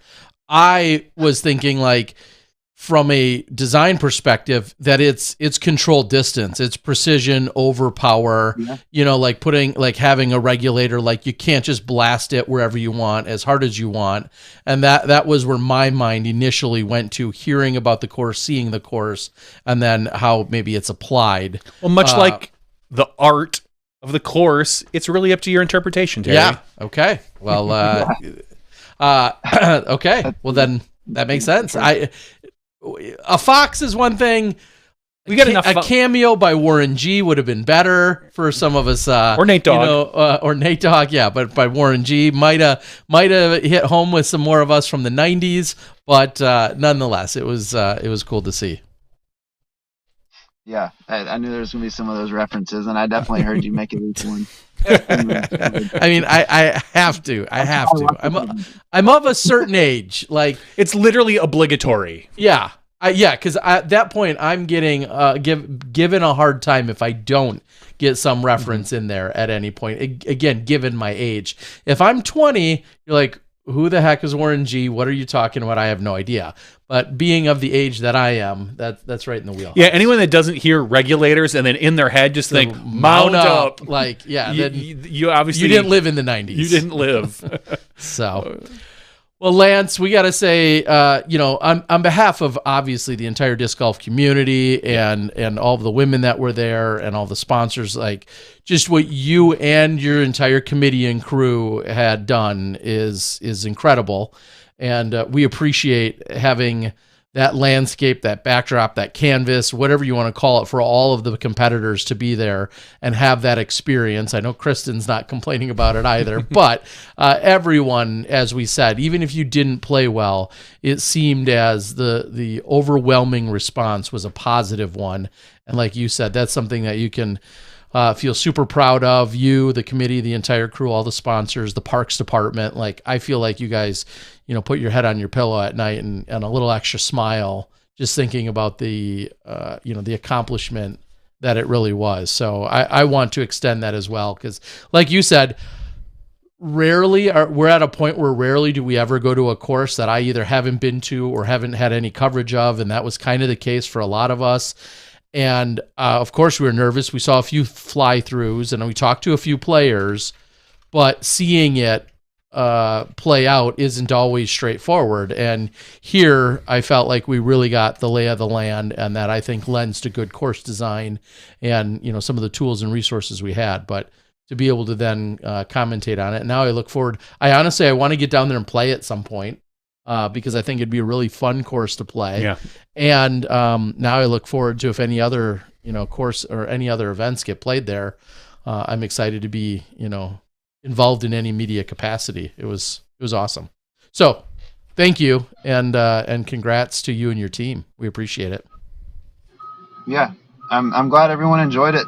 We enjoyed, the challenge, making that in less than 2 years. And I would be remiss if I didn't say, I believe Mike Grassi and John Owens were two of the designers in the past for the land that was used and for like the 2013 Selinsky layout, which is on McFly So High like YouTube channel, by the way. Okay. If you want to go back and see the that course has evolved, and like, kind of long story short, we had to use only the one side of the main park road, is why some of those signature holes like hole 1 weren't able to be in this layout. And also it's kind of nice because this current layout only goes next to the road. Like the tee from 1 is like a couple 100 feet away from the road, and then out like on holes 14 and 15, that fence is by the park road. But other than that, it feels very like secluded and kind of out in nature. But yeah, those two guys were instrumental over the years of having some of the greens and kind of the ideas for the fairways that we definitely used parts of in this course. And if you go back and watch those old videos, it's kind of cool. You can kind of tell what they used to look like. And hole 18's hole 6, like, Sure. And just a lot of the same areas that really helped pave the way. Really, the difference was just kind of using the woods more because of just having the license to do that. Nice. And yeah, just a lot of people before me, I don't even know all the names of them, just had so much passion, and a lot of people have had a good time on that side of the property and just with the other two courses over the last few decades. So it's a blessing to be able to work with it here and now, like whenever kind of the world's getting to know about the park and about the course, that anybody can go play any 3 of them now. Sweet. Well, Lance, we're going to let you go. We want to say thank you for the short notice and jumping on and having a good signal. Everything else that went really very smoothly for us. Yeah. We wish you the best of luck at your event this weekend. Hopefully, I'll just throw it out there, in about 8 days or so, 8 or 9 days, hopefully we're having a conversation, because that means you qualified on Monday at the USDGC. I'll be rolling in a day or two later, and hopefully you're one of our Monday qualifying stories that I'll get to talk to come maybe after round 1 or something like that. Nonetheless, yeah, super excited, and we wish you the best of luck. And thank you again for joining us tonight. We really appreciate all the insight and all the behind the scenes as to what it took to pull it off. And one final time, I'll just say congrats to you and the entire crew. The whole team, yeah. Yeah, thank you guys for having me on. It's been there were a couple of opportunities in the past, but finally able to get on here. It was cool. Well, finally be able to chat with you guys for sure. We appreciate it, and again, nice work on everything, and good luck. And we'll talk to you. I'll see you sometime next week out there. All right. God bless. All right. Y'all have a good night. Thanks, Lance. Thank you. You too. Have a good night. Lance Brown doing work. Now we're going to see our whole team. Our live viewership, cut half the Brown family's leaving now. Yeah, cut in half. Oh, man. They were all here. Well, we appreciate all of them joining in, and truly, what great insight to learn more about the course, the methodology, the logic, the background, the research, and then to have it all play out as well as it did. Just love to see it. So thank you so much. He says, good interview, little bro. Love ya. Aaron's out on the board. Oh, so many of our regulars. So thank you guys for joining us. Regulars, whatever. Good to see you guys out here. Do we have anything of major note for our regular show? I don't believe so. We talked about the DGBT news. There really was no PDGA news because we're at USWDGC. I do. I'll interrupt and go with one other Sure. also exciting note and very well deserving. We saw that Sarah Nicholson not only celebrated her birthday last week. Happy birthday, Sarah. On that same night, I believe, is when she received a Becky Zalek Award, a brand new Becky Zalek Award for basically being an outstanding ambassador and tournament director. And Sarah's the tournament director for Throw Pink. She is the tournament director. I know she has in the past. I didn't know if anything had changed. I didn't think so, but I kind of hedged my bets there a little bit. And she's probably thinking about maybe dozing in or out of sleep right now. She says she falls asleep to us almost every Tuesday night. Even if you're hearing it later, go to sleep. Can't say enough how well deserving, and congratulations to you. I heard there was a recording in this new initiative put together to have a handful of women, some of the pioneers of our sport, gather together. I'll call it like symposium-like is my understanding of it. I believe it was recorded, and if or when that gets released, I'm really excited. Unfortunately, I don't know much more about it beyond that, but I am looking forward to it. So if it's out there, hopefully we'll be able to direct you guys to it as well, to hear from some of our sports movers and shakers and early pioneers on the women's side of disc golf. So look for that. The only information I'll give is we talked about Burlington, the city. Mm-hmm. I believe there are, according to Wikipedia, and I saw a different conflicting, there are 22 Burlingtons in the United States. That's it. There's one in Wisconsin too, where I often it's kind of technically like the city that's really close. Where we run, but I did see someone else say that there were more, but maybe those were unincorporated or something. Maybe these are just official cities and towns. And I believe I counted it's about the 26th most common, maybe it's 23rd most common city name in the United States. Did you see what number one was? I didn't, but take a guess. What's the number one most common name for a city? Give me a hint. Is there one that I would predominantly know from Wisconsin? No. Is the name... Oh, it doesn't match up with Wisconsin. There might be one in Wisconsin. There might be one in Wisconsin, but it's not prominent in Wisconsin. Most common city name. I don't think Washington would be a common. I know of a few. I know of Washington, Illinois. You would be right if you guessed Washington. Really? I was going to say, or I would say Jackson. Jackson there are 91 Washington. Yeah. Okay. In the United States. Yeah. Well, and there's that's funny. See, as I see Port Washington, and we have Port Washington, Wisconsin, and then I see on this list a Port Washington, Ohio. Yes. I did not count Port Washington. Okay. Yeah. But it is obviously in there. Washington, Wisconsin is an unincorporated community. What, is Jackson up there? There's also a There's got to be, yeah. The top ones, Washington's, Franklin, Clinton, Arlington, Centerville. Which is funny, Centerville, yeah. Centerville. Lebanon, Georgetown, which George Washington, I'm assuming is where probably, Springfield. I think Springfield's a solid guess. Springfield, there's 35. Chester, Fairview, Greenville, and then so on and so on and so on. So a little bit of trivia knowledge for you now, Tear Bear. Okay. Greenville, Wisconsin, not far from where we grew up. Yes. Huh. Okay. All right. Well, I've got some after show fodder, a few minor things, but I don't know if I have anything else in terms of, kind of official disc golf related news. The rest is, hearsay and rumors, and BS and rants and everything else. So I think that's all after show stuff, and it's about after show time. It is about so here we go, show time, guys. We're gonna call it. We appreciate the entire Brown family for showing up. Brown and extended Brown family, and Lance, yeah, him too. But I mean, really, we're all about the views and the clicks. Gloria's my favorite. We're so clickbaity here, so we're all about the views and clicks. So we do appreciate them chiming in and being along with us, and obviously we think as highly of Lance as his entire family does as well. So yes, agree with everything mentioned there in the chat.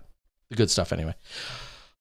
We're going to call it. This has been Smashbox TV's podcast 473. Congratulations to all the winners that we mentioned. We glossed right over the fact that Kristen not only won, but also the Grand Slam. She's won the last 5 majors that she's entered. We could go on and on for days about her accolades, but congratulations, of course, specifically to her, our champion.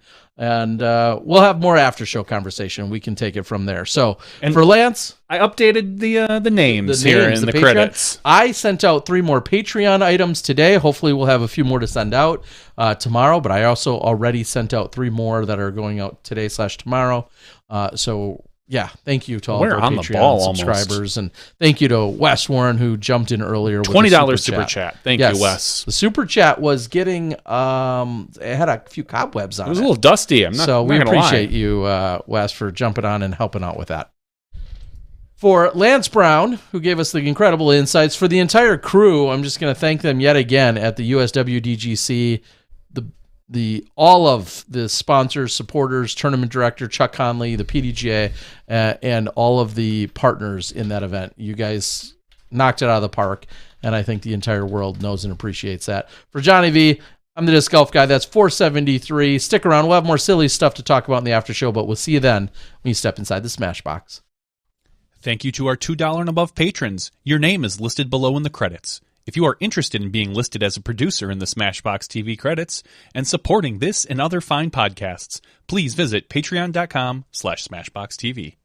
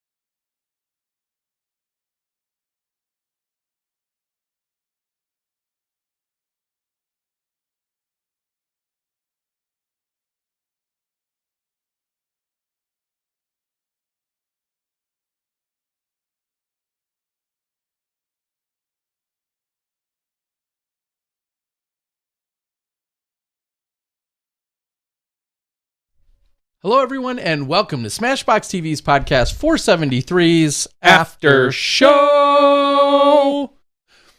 I saw your recent message on the board here about your daughter. You made the joke that your daughter can only order appetizers at homecoming. No, appetizers. Appetizer. Oh, a single appetizer. Singular. Oh, since Super Chat has dried up. Not a lot of Super Chats. HOCO is getting expensive, folks. So we both have kids who are freshmen. And someday they will marry and will be somehow related. I don't know. I don't know about this. Yeah, that's true. I don't know if my kid would settle for Allie. Yes, that's definitely how that conversation will go. I'm sure. Yeah, anyone that knows my kid. Is she doing? So she's doing homecoming. She was. Yes, was she asked by anybody? Yes. Oh. So, I mean, and this is the difference between a boy and a girl. My son's going to homecoming. I actually went to Men's Warehouse with him this weekend to or this past weekend to pick out a nice outfit because he has like a little bit of dressy clothes, but he grows so fast. He's like 6'6" now that we have never really bothered to invest in any dress clothes. So now it's like, well, I don't think you're going to grow much more, maybe another 2 inches. And let's get you a nice suit jacket and, maybe a pair of slacks. But him and his buddies are all going together. It's a group thing because none of them have dates. And and they're all freshmen. One of the freshmen that's on the volleyball team, he has made it abundantly clear that his goal by the end of the year is to get asked to prom by one of the juniors and seniors. Wow, that's a lofty goal. And granted, who plans on that? This kid, unless he's quite the stud. It's not my son, I'll tell you that. Who plans on that? It's one of the kids on his volleyball team who's relatively athletic, but he's still a skinny freshman. And he is very confident in himself. Nice kid, but just very confident. Like he's got goals, but doesn't have a homecoming date. I don't know if he has a homecoming date. I don't know if he's going with the boys or not, but they did plan on meeting there at some point because they're all on the volleyball team. But so anyway, it's good to have a goal, but that's what I thought. I'm like, wow, as a freshman, your goal is to get asked because in order to go, you have to be asked by a junior or a senior because those are the only two that are allowed to go to prom.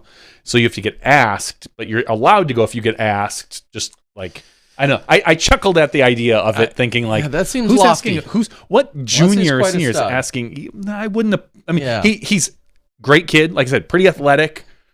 I don't know if I'd consider him a stud, but we'll see. Maybe. All right. Well, yeah. Everyone's got to have goals. This weekend in the Pewaukee area, which is where I live, and here in Bayside.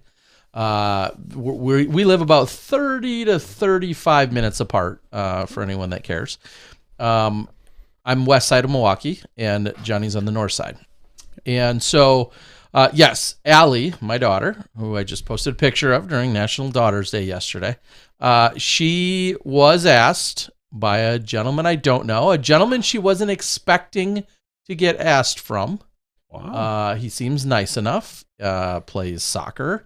He was within the standard every year practice now, I think, of some kind of prop or thing to do so in asking her, as they've gotten way crazy and out of hand over this last decade or two, because it wasn't a thing when you and I were, no, you just straight up asked. You straight up asked. There was no creativity to it. No, you weren't making signs or bleaching lawns or whatever you wanted to. Any of that stuff they're doing. Yeah. He gave her a volleyball, as my daughter's on the volleyball team, and it had written on it, I'd kill for you to go to a homecoming with me, or something like that.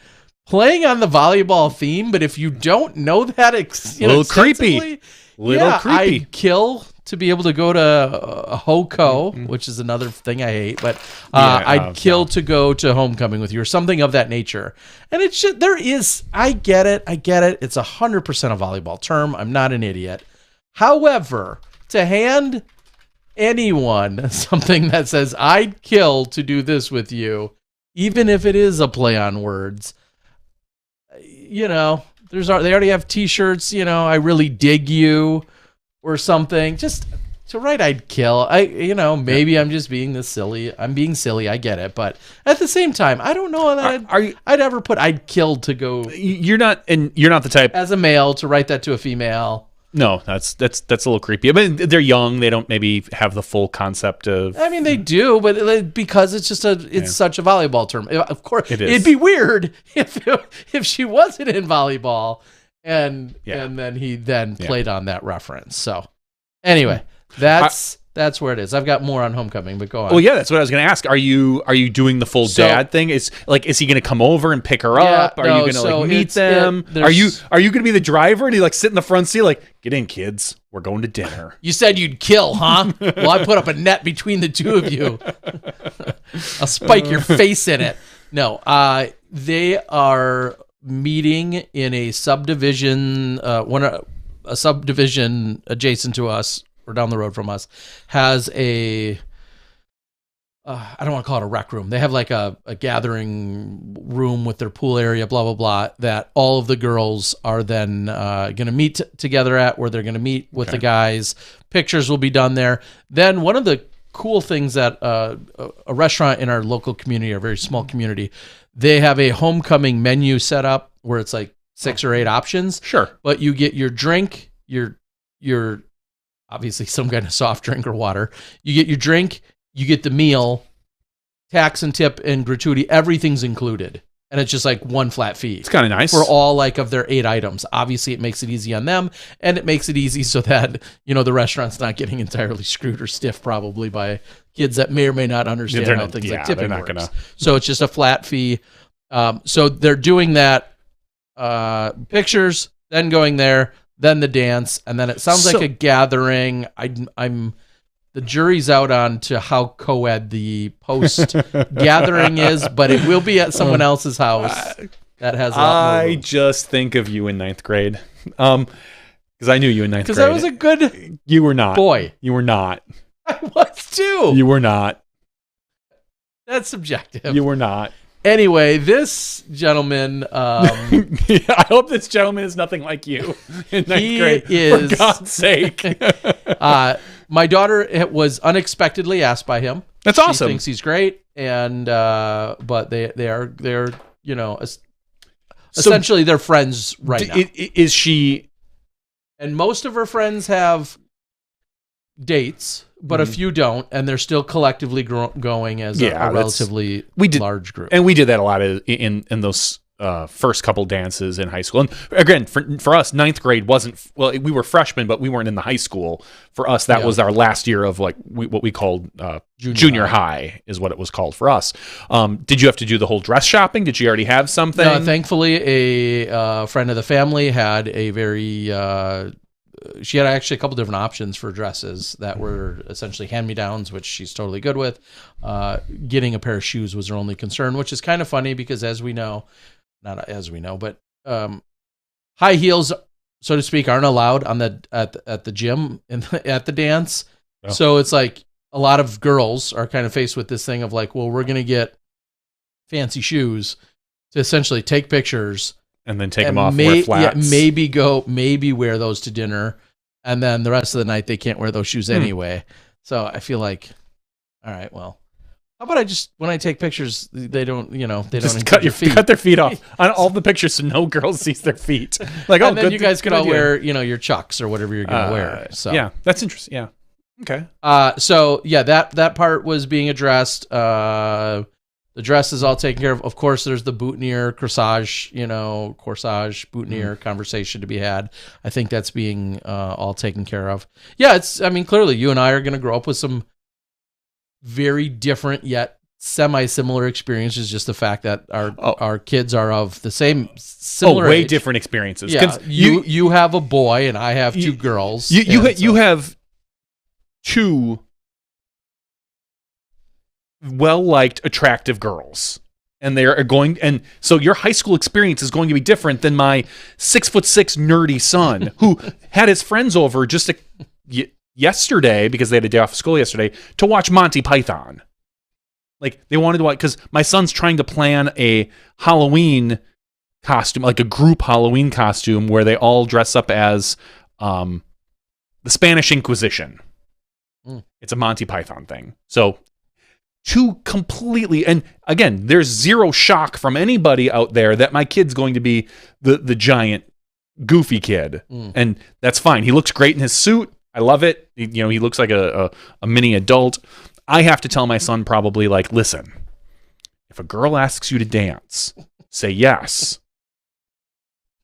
And you will have to tell your daughter, if a boy asks you to dance, let me know and probably say no first. It's going to be 2 completely different high school experiences. We will definitely have them. And I was just thinking even just very generically as boys and girls, they will both traverse through high school personalities and other things aside, just straight up boys versus girls will have 2 very different experiences. Yeah, my son went to the meeting today for what's called FEAR, which is, I think, something engineering and robotics. I forget exactly. So to join the robotics team at his high school, So he's really excited for that, which unfortunately means he can't join the swim team because it's at the same time. Which he's probably more excited about. He doesn't. He enjoyed swim. He loves to swim.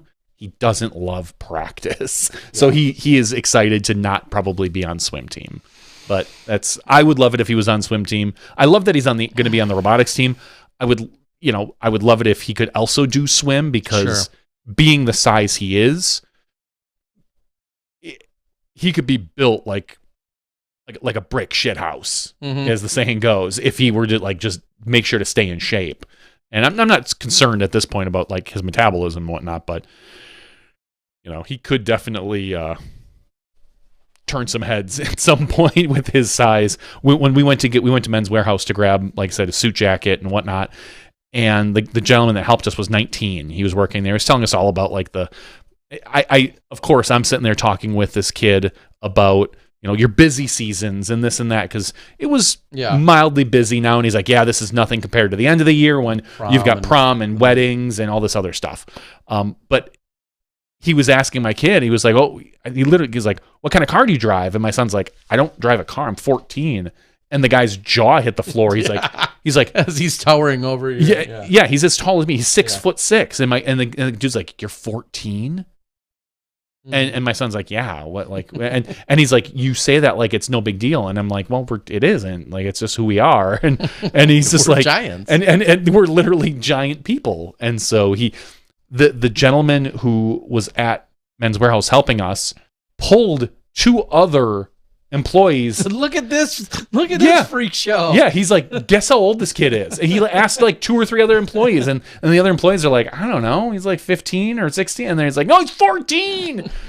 I'm just like, okay, let's just get my kid a suit jacket. Like, yes, I'm gonna start charging tickets. Look at the freak show. Look at the freak show. But yeah, it's a totally different experience. But I'm excited to see what's coming, because I kind of had to talk my kid into going to homecoming. Like, some of the boys were like, well, we don't have dates and we're not gonna. I'm like, you don't need it. Like, go as a group. There'll be a group of girls that go without dates, and you just, apparently my son was telling me that there are girls that are like, literally, it sounds so weird and desperate, but they walk around with signs like that they're looking for dates. And you, like, apparently there's like a donut thing, like, don't ask me to I don't exactly know. He tried to explain it to me. You just like colored bracelets that, like a bracelet, like I'm still looking for one or not. Yeah, I don't claim to understand the kids these days, but I'm excited that we're getting into this point where it's going to be an interesting couple of years, certainly. Yeah, there's going to be Allie. Yeah. There's no dance cards there, Doc said. There's going to be Allie going to these things, and then there's going to be Mackenzie, and we'll have different conversations. I was going to say, I can't wait for your other daughter. I can. We'll have different conversations when she's doing these things, but so game is Friday night. Well, first there's a parade. Yeah. They got to do the floats because they're in volleyball. Yeah. Game is Friday. One of them's in cheer, so the game's Friday night. Dance is picture Saturday, dance Saturday night. It's pretty much how that's going to go down. Same here. So we shall see. Okay. The Ray says, since when do high schools have dinner for homecoming? I think that's maybe it's a Wisconsin thing, but they don't have it at dinner. It's not at the homecoming. There. Every kid can go wherever they want. Some I'm sure are staying home and having parents cook out or grill out or do certain things. In this particular case, mine are going to a local restaurant, which, like I said, I think it's genius that they set it up and said, like, here's your 6 or 8 items, made meals, and here's the flat fee that's associated to any one of them. So that's really a clever idea. Yeah. So hopefully everything works out that way. Totally going to switch gears for just a sec. I had the pleasure, of course. Jesus, quit sneezing. I'm just going to keep sneezing here, muting my microphone and sneezing, and everyone's going to hear it in the background, but not my mic. So, of course, spent some time at Bevel, and not just that. I barely spent any time at Bevel, now that I say it. I was out in the Pacific Northwest for 13-ish days and didn't go to Bevel that often, believe it or not. But Justin was a gentleman that had a birthday as one of the main components over there at Bevel. We had on Sunday night, right before I left, a bunch of people were invited over to Justin's, and Justin, who also disc golfs himself, he's now 41 or 41, and plays Masters occasionally. He is, there was a potluck, mac and cheese potluck. I had mac and cheese for lunch today. Well, there were like 6 different mac and cheeses, so that was kind of unique. That in itself, everybody showing up and getting ready for various mac and cheese. What then followed, besides one delicious barrel-aged stout anyway, what followed after that was a game that I don't know if you've played, but poetry for Neanderthals or Neanderthal poetry. I think it's pronounced Neanderthal, by the way, but yes, I've never played it. Are you serious? Yeah, honestly. I think that it's not, I know it's TH, but I think it's pronounced with a T. Okay, well, if it is. Poetry for Neanderthals, as you're going to say. And I have no idea. That's new to me. I've just never heard that. I'm not saying it's not right. Yeah, no. Anyway, I'll give you the insanely quick breakdown of it. It's like playing Taboo, except for I guess you don't have any words you can't use. So it's more like playing Catchphrase, but the clues you can give all have to be one syllable. You can say as much as you want, but they can only be one syllable. So if the word you're trying to describe is ant, you can say small, bug, black, ground, whatever. You can't say dirt, mound. Yeah, exactly. You can't use anything more than one syllable words to then describe it. Ton of fun. We only were able to play one round before the boring, Jenkins Doss parents wanted to go home to their kid and their newborn. I think someone was watching him. Yeah. Anyway, I'd be curious to know if anyone else has played this. And as I'm looking at the board, Aaron, you say that's a fun game. I'm curious as to if you've played it or if it just sounds fun. But it was a lot of fun. Again, there were 2 words on the card. Basically, we'll use an example easy and like a hard one, or? Yeah, like you had table and then you had tablecloth. If you got somebody to say table, I think you'd get 1 point. You got them to say tablecloth. If you were going after that, you'd get 3 points if you could get them. I don't remember what all the more difficult always, if it wasn't just an extra word or whatever. So anyway, you would enjoy it. Oh, of course. I like games. It was, and it's so simple. It's so incredibly simple. That's why I say it's basically Catchphrase, except for all the clues you give can only be one syllable. So had a lot of fun playing it. I just thought I'd pass that on along. That's about as random of a side note, which is exactly what the after show is for, but I thoroughly enjoyed it. And I did look up the pronunciation, Neanderthal. Wow. How do I not know this? Did you always know that? Not always. I think I learned this 7 or 8 years ago. Okay. So in your your late 30s. Yeah. So which is saying like I shouldn't feel bad that I'm just not learning this. I don't think you should feel bad at all about this, but seriously. Yeah. How many other people knew that?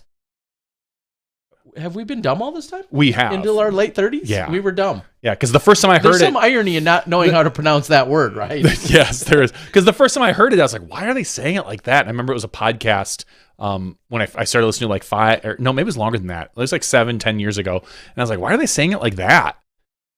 And then I looked it up. I'm like, oh, because that's how it's really pronounced. I guess I'm dumb. Wow. Now everyone knows. Neanderthal. The TH is just before this weekend, I don't know how many times I'd actually said the word anyway, but I'd probably say it once a decade. Yeah. When I'm referring to somebody as a Neanderthal. Exactly. Well, didn't we look stupid? Oh, and then the other, as referenced on the board. So it goes every other player. For instance, if you're in a big circle, every other player's on your team. And then the person, so you wouldn't be on my team if we were sitting next to one another. it then comes with an inflatable club. Oh, good. So that as soon as you say a two-syllable word, I get to whack you. Nice. As and then it's game, and that's over. And then that's like, well, then it's that word or card is disqualified. Sure. Or whatever, erase, whatever the rule was. And I want to say it's like you get a minute or a minute and a half or 2 minutes to go through all your different, as many cards as possible. And for what it's worth, because I feel like this buttons up the story perfectly, the random mixture of people we had, most of which I had never met before, when it was all said and done, after one complete round of going through the circle, it was like 45-3 or 45-5. We smashed. Wow. We crushed. Mm. We crushed. So you beat a bunch of Neanderthals. Way to go. Apparently. It's so crazy to try and think of talking that way. To limit it. It was really it was a lot of fun. All right. Can we get Val one of those clubs when Terry mispronounces a name so she could hit him? That wouldn't be a bad idea. I struggled mightily, not just with names. I just struggled mightily on day one of the broadcast. Just speaking? Yeah, just like talking was hard. Well, sometimes. I hate that. I feel like especially on opening day. Yeah, I feel like I struggled a little bit today on the podcast, trying to spit out some of those event names.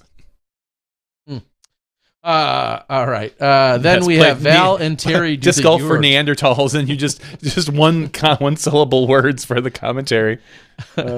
Disc go far, yeah. Dust is out on the board. Dust, good to see you. That's what he said too. Disc go far. That's where I read. Oh, is it you read it? Oh, I thought you guys were both just in sync. Yes. Good to see you out on the board. Simon in German is Simon. Trying to think of what else. And then we had the podcast last Tuesday. That's I think when we do did. those. Wednesday, and I didn't even touch on this. Wednesday, I ended up hosting a 1-round flex start in Bend, and subtle flex. Yeah, exactly, subtle flex. We ended up having, I think, 37 people come out, and I'm so thankful to all of you that came out. I literally made it public around 6:00 on Tuesday and kind of got it all finally locked in. And how many people came out? And then, no, I'm sorry. I guess it was about 4:00 because I went out to the league at 4:30 that night, right before the podcast started. I went out to the league. That's why I couldn't play in the league. I went out to the league. There was about 50 people lined up. They made their announcements. I said, oh, by the way, I'm doing a flex start out here tomorrow. 37 people still showed up the next day. That's a heck of a turnout for a one day. It is, because we had 52 last year with a couple weeks' notice. We still had 30 with good notice. We still had with a little more than 12-hour notice, and me sending an email to everyone that played the year before. We still had 37 come up, and play in the 1-round flex start. So thank you to the club. Thank you to everyone out there. I really appreciate it. Matt, Michael, a couple of the guys, Mike Bayshore, Liam, a handful of people also were just crucial in making that all happen. So I want to just say thank you. Everything was submitted. There's one person whose PayPal didn't work. And other than that, we also had no aces. So as promised on the red sheet, the entire ace pool was donated to UPlay, and I've already submitted all of that. Everything else has been submitted to the PDGA. So I just want to say thank you. Next year, I promise, if I'm out there for an extended period of time, I'll give you more heads up, and maybe we'll have 1 or 2 flex starts. No, we won't. But thank you to everyone that came out and played in that. It was a lot of fun. All right. Let's read on the board. Thoughts, or maybe throw it on the mountain being the spot to take over while W.R. Jackson gets Beatles handled. No, short answer is probably not. There's a lot of infrastructure that still needs to happen at Throw It on the Mountain, especially if we want it to be of major quality. We also have never had live out there. Not that now we have more solutions than ever for live, but I know there has been spots when I've tested out there and it hasn't been great. Again, that's a few years removed. But that property, I'm just going to go ahead and say, as far as I know, that property will still not be anywhere near in in ready shape for a major that we would really want and expect. And then you got to worry because then some people would say, yeah, I know it's here for the interim, so there's still a few things that aren't done, and people will quickly forget that, and then next thing you know, it'll get ripped apart, and nobody really wants that to happen. So I don't see that happening. The fact that we're going to see, and we talked about this last week extensively, the fact that we're going to see that major at the end of the year, I still think is wild. But as of now, that's where it's at. I agree. We talked all about it last week, and how I think I would love to see a major, regardless of what it is, whether it was USDGC or even go with Champions Cup and just move it somewhere and have it more towards the beginning of the year. But I understand. I don't know the details behind the scenes stuff like I do sometimes. I know nothing about that, so I will not make any judgment call or question anyone's decision as to what they're going to do. Yeah. Because I don't know enough. I know what I would love to see. That is completely just a personal preference based on what probably can happen.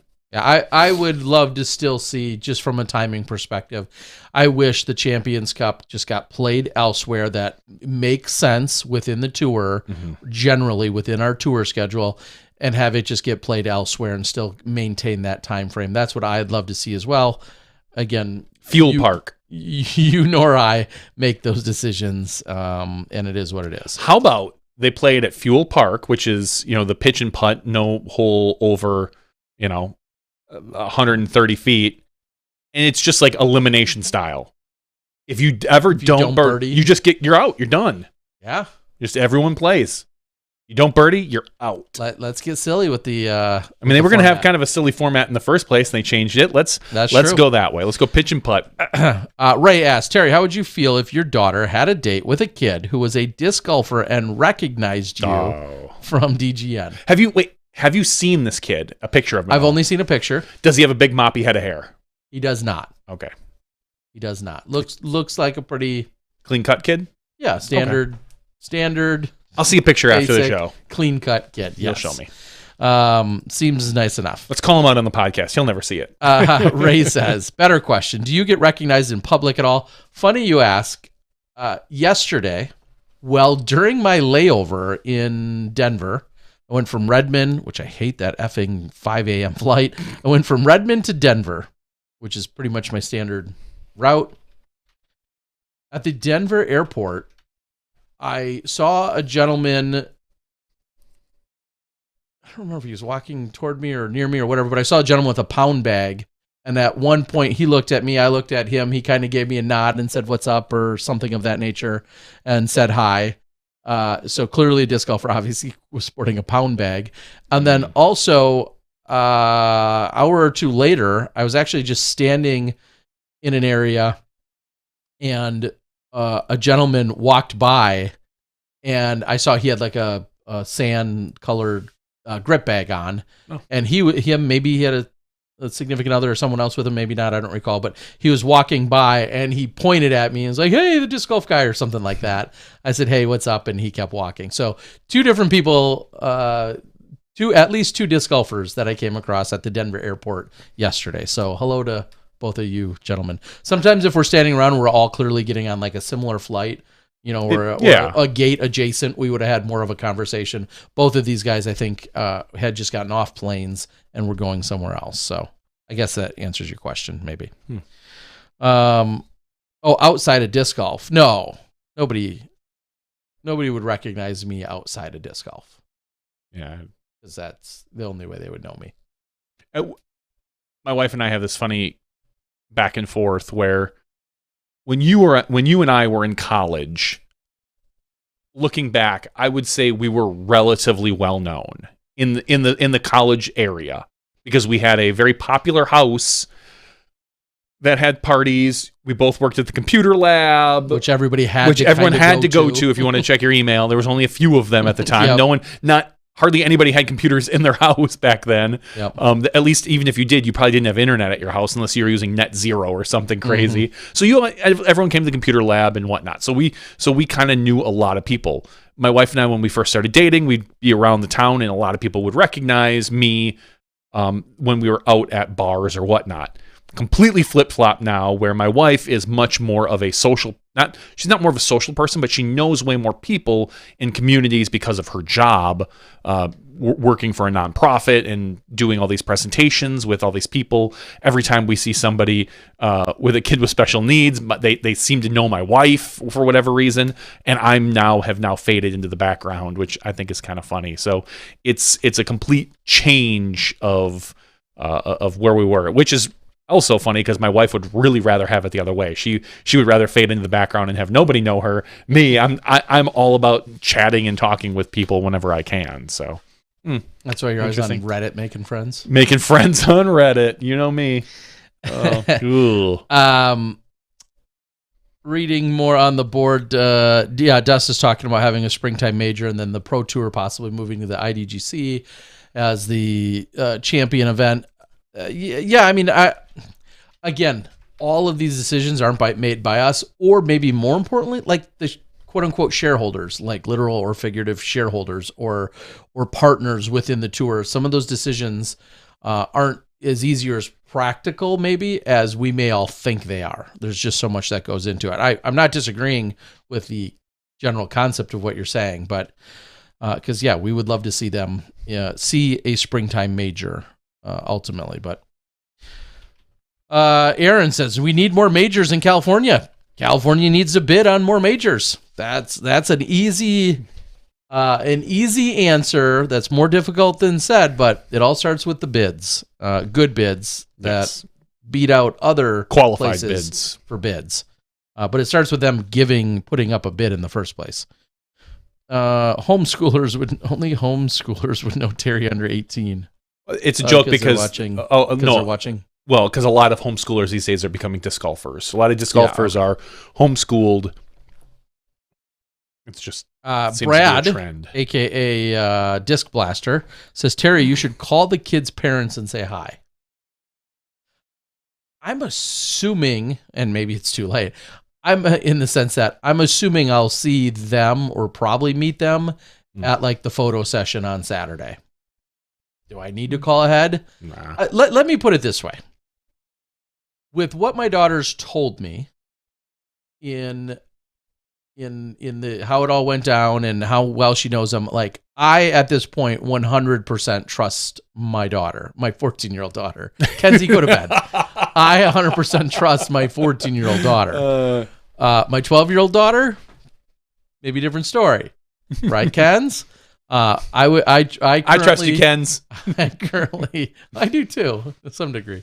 But my 14-year-old, I have full faith in her current state of mind and judgment. Your 14-year-old is like 22. She's mature. Yes. And she's just very smart. Yes, like so very that's why, good head on her shoulders. I trust her judgment. Neither got a selfie. No, neither of the gentlemen that in the airport did, which I've done before, selfies, autographs, all that stuff. I've done that, and I more than obliging and happy to, but neither of them asked, and I'm not offended by that either, that they didn't. Have you two ever lived together, been roommates for any extended time? Yes. 1 year. Yeah. That was 33 Kramer. Yeah.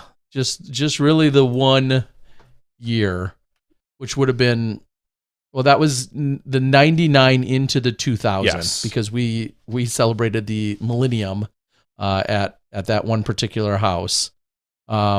So 99 into 2000 was the year we lived near each other. We lived in dorms near each other and within close proximity, and we spent lots of times at each other's houses or whatever throughout the years. Because after that, you moved in with Dane, right? Yeah, to 3575 Oakland. Yeah, you moved over to Oakland. Moved up the street. Yeah, into the apartment complex, and then I moved in with our other roommate, Pat, and we moved into like an apartment further away. Yeah. Down on. And I lived with PSAT, obviously in the dorms, and then over at 1702 Geneva. Amazing, you remember the addresses. Yeah, it's funny. I lived there for. I don't remember the addresses other than the house where we lived. And then our dorm room was 3400 Maryland. That was the easier one. That I remember. So to Geneva, to Kramer 3033. and then to Oakland Ave. Oh, I did. Where was I? I was in Bend this weekend. Okay. And I ran into a gentleman who went to UWM and was talking to me about some of these very streets and talked about, kind of living by Riverside, the high school, and so on and so forth. So kind of funny. Small world. Rasks. Who had to mow the grass? We had a push mower, I remember. Like a non-electric.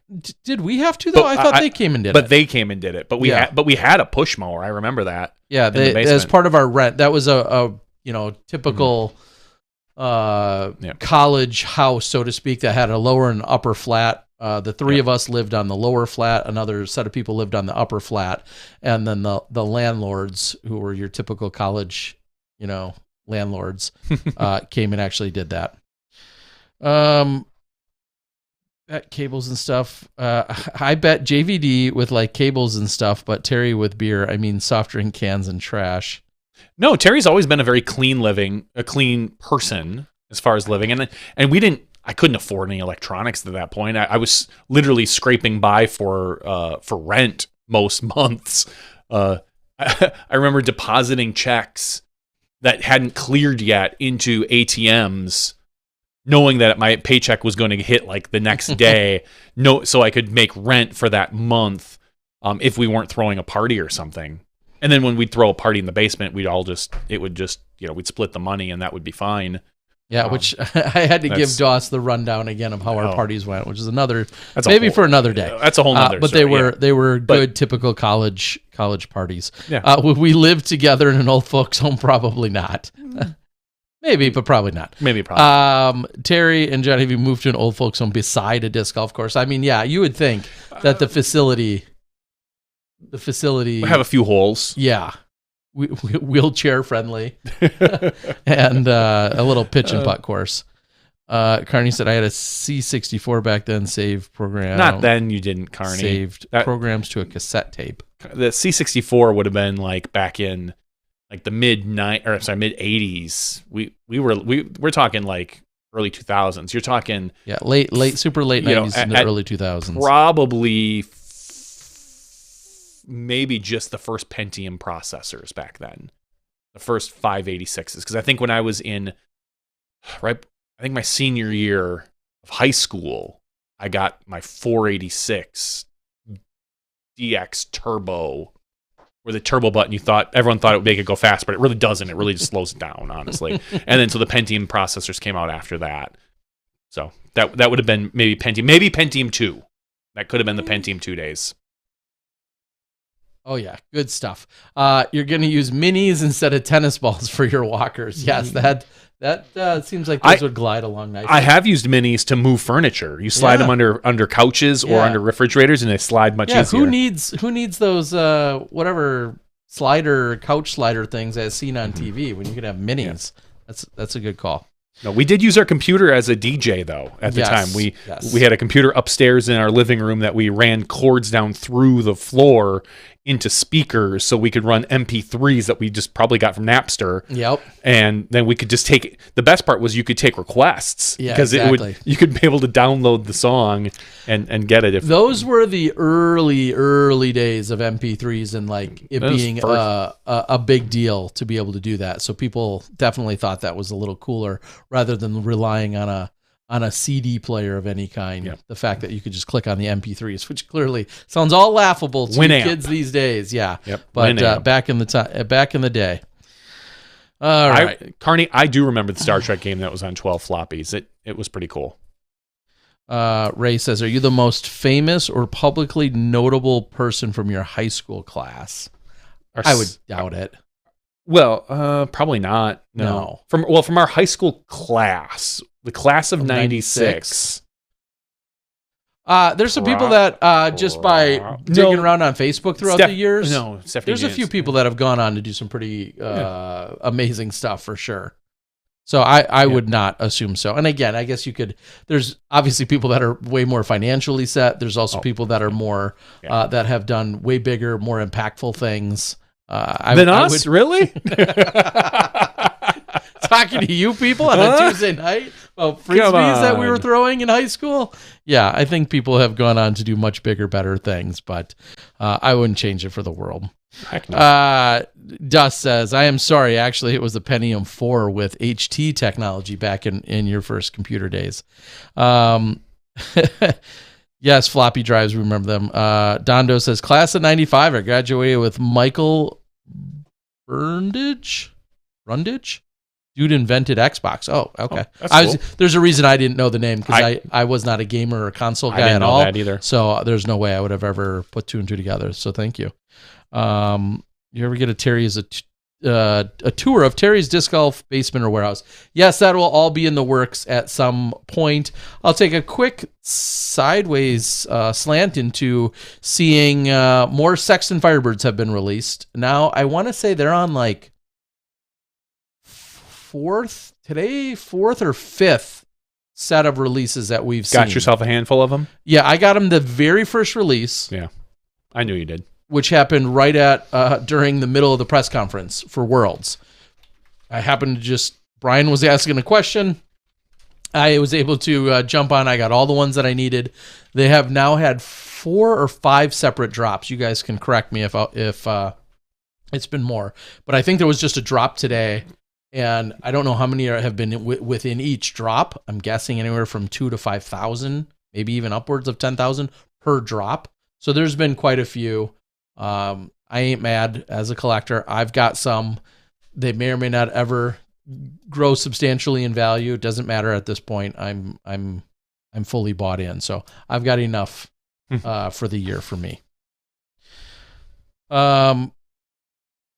Yeah, yes. Oh, a couple more.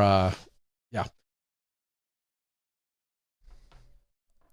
If anyone cares, which I'm sure some of you do, little Luca in the Jenkins household is doing very well. So a lot of people have asked.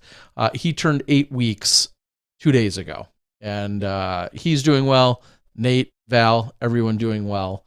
But Luca is chugging along, doing 8-week-old baby things so far. And knock on wood, and I told them this. I said, hey, every time I'm around, he seems to be a pretty happy and content baby. Obviously, there's a lot of feeding and a lot of sleeping going on there. But for the most part, I'm happy, not that I'd have any say in it, but I'm happy that every time I've gone over to visit or been there for hours upon hours, it's not constant screaming. So far, so good for the brand new baby and new parents. You and I, we think back to what they're going through now. Yeah. And you think back to that 12 or 13 or 14 years ago. God bless them. God bless them. All right, let's do some giveaways. And then we'll see if there's anything else we have to talk about. But in the meantime, I know we've got some giveaways. And we're going to do 2 of them. I don't think we did one last week. That is correct, Terry Miller. Since I was out of town. We have 134 people eligible for our giveaway tonight. And if you would like to be eligible for our giveaway, you know the answer. Patreon.com/SmashboxTV. Whoop, whoop. Yeah, that's right. You can join for as little as $1 a month and be eligible for our giveaways. The more you give, the more options you have for rewards. At the $2 level, you get your name in the credits, like I just showed right before the after show. I did update those tonight because somebody had asked, hey, when do you update those? And I was like, it had been almost a month. And usually when I see a new Patreon supporter come in, I will update them. But I actually had missed somebody, so I felt bad about that. So the name should have been on there now. If you're at the $3 level, you get, speaking of which, we need to start looking at our yearly disc that we give away, our yearly collector disc. And at the $5 level, you get yourself a mini that goes on our mini wall. We haven't had one of those in a while. I do have one that's sitting. I'm not going to lie. I have one that's sitting in my email I need to order. Usually I order them in groups of like 4 or 5, but if I don't get another one sometime soon, at that point, then I will I will order just a one-off. And all these weirdos staring at me. I like it. I do too. Thank you. I do too. All those people, super supporters. Love them all. Especially that one right there. Oh, yeah. Yeah. He looks good. Yep. All right. You're looking at one with your picture on it, you weirdo. So again, patreon.com/SmashboxTV. We thank all of our supporters. Without you guys, this would be way less possible. And let's give something away. 134 people eligible tonight. Terry Miller. It's sorted by email address tonight. Ooh. So what number should we draw first? I think let's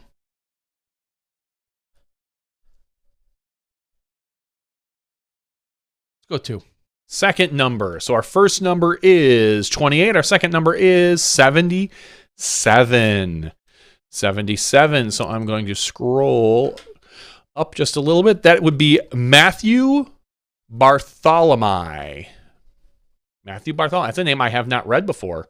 He's he's relatively new. So he is he's at the $3 level. Don't go canceling your Patreon because now you got your money's worth I was already. going to say, he's given us a total of $12 total dollars. And so he is officially ahead. He's officially going to be ahead. Congratulations, Matthew. Thank you very much, out of Pennsylvania. I'm going to mark him. Oh, yeah. Just as a quick reminder, I said it earlier in the show, but I'll shout him out again. Chuck Conley. And the PDGA US Women's discs that we have. But Chuck and Discraft, thank you. Chuck handed me these a few months ago, and it worked out well to be able to give them away this particular show. Chuck, we've got a Heat and we've got a Buzz SS, 2 separate US Women's discs. 2 great discs. 2 discs that are literally in my bag. Not those 2. No. Although they could be if I just swiped them. Yes. But I do have a Buzz SS in my bag, and I have a Heat in my bag right now, which I'd never thrown before, and I put it in my bag last time I went out to play just to mess around with it because it's a little more flippy, and I'm getting a little older, and it's a little harder for me to flip things. I used to be able to flip destroyers, and now I don't. No. It's weird. No, you don't. I do not anymore. You do not. All right. And, so Matthew gets the first one. And I say the very next number you draw. The very next number. So now... I'm thinking of Kristen, 2-time world champ, and then now... Well, I think she's actually 2-time U.S. women's champ, but whatever. Okay. That didn't make sense. So not at all. Our very next number is 124. 124. So let me scroll down. 124 is... No, it is not. It's Tim Courts. Tim! One of the most regulars ever. Yeah. Tim, who has done artwork for us, who's done... Congratulations, Tim! And it's not Tyler Brickley, who's right below him. Right below him. Tyler. And as much as I love him, it's not Tumo right above him, because that means we don't have to send anything overseas. No. That always costs more. We love you overseas people, but it does cost us a little more. But we do it anyway. We do it anyway. Is that... it looks like out of Parnu... I'm going to assume Parnu, Estonia, because that's... I don't know if there's other Parnus, but... Parnu, Estonia. But anyway. Tim's not out of Parnu. No.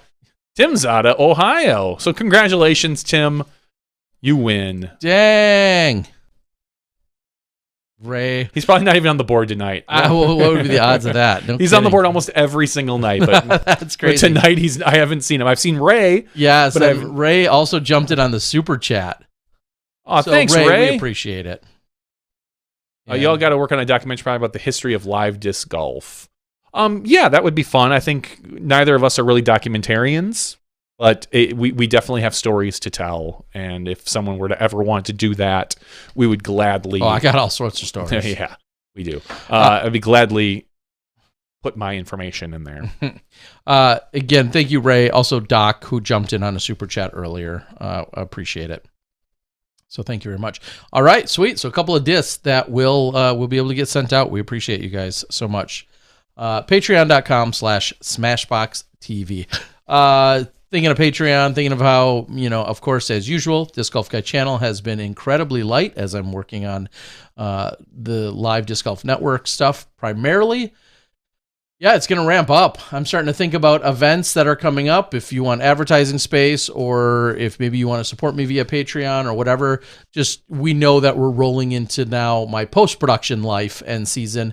Things like the Phoenix Ladies Open, things like Chain Hawk Open, may or may not see some action from the Halloween Classic in Vegas. Then comes, other Arizona events, often things like Maricopa, Shelly Sharp. Those are types of events that are usually kind of in the lineup. So, and there could be even more, of course, but those are some that jump out at me right off the top. So appreciate all the support from you guys. Carney says, when the catch cam person tracks the disc and it lands inches from them, I'm impressed, not even a flinch sometimes. And that's a perfect way to word it, because you never want to be that man or woman that gets hit, obviously. And there is something to be said about how you're watching it come in. Are you watching through an eyepiece? Are you watching the LCD screen? Are you able to watch the LCD screen with one eye kind of over it and then actually seeing how close it's getting to you? When do you start getting nervous? All very legitimate concerns and part of being a catch cam, for certain. It is. Catch cam is, generally speaking, much more difficult, I would say, than throw cam if you're doing it really well. Yeah. Catch cam is definitely more difficult because obviously it could be coming from almost anywhere, it feels as if, or going anywhere.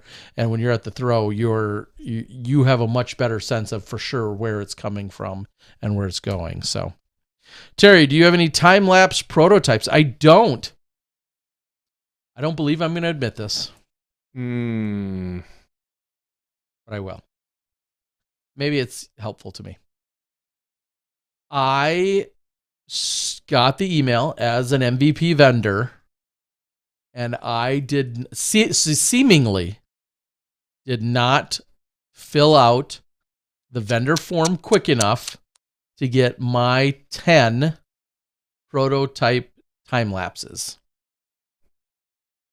So if anyone would possibly like to trade something for a time lapse, I would love to own one for the sake of owning one. I clearly am not asking for anyone to trade up or give me 9 out of their 10.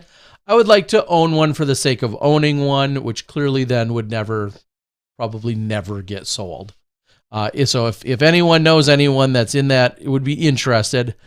But yeah, I feel silly. I went to go fill out the form finally, whenever that was, and it wasn't available on the form when I downloaded or something of that nature. And that was obviously between Worlds and MVP, because I feel like that's when the announcement happened, was right around Worlds. And then by the time I did fill it out, it wasn't on the form to get. So, and let me quickly, you guys heard me talk a few minutes ago about Sexton Firebirds. I didn't get any of the April Fool's ones from this year. If you at all know what I'm talking about, you know what I'm talking about. I would love to trade potentially. I'm not paying top dollar to anyone that has them. But if you're up for some, and it could be maybe a regular Firebird from the runs later in the year, or it could be any other disc, I'm far more inclined to trade for something of that nature. Same thing. I'd like at least one. I'd love a handful, but I'd like at least one. Mitchell Maloney says he can hook you up to you. Oh, Mitch! I think he's talking about the Simon one. Either one. I would be so. Again, we all know I love to collect and hoard, and then sometimes I get around to selling. When it comes to things like these, when I didn't get any of the April Fool's Firebirds and I didn't get any of the time lapses, I just want one to be legitimately in my collection. Ray asks, thoughts on how MVP is handling the release of the Simon line? Some vendors are selling them for way above MSRP, but MVP is creating false scarcity. And Dust responds right away that says it's not false scarcity. The prototypes are scarce. I mean, ultimately, it is false scarcity in the fact that MVP could release a whole bunch of the prototypes and they choose just to release just a specific number of prototypes. They have that choice. So, I mean, it's really their decision, but I mean, it's a prototype for a reason. Yeah, they sold it as such. They flat out said, we're going to limit, no matter how big or small of a dealer you are. Yeah. If you're a dealer of ours, you can get 10 of them. That's it.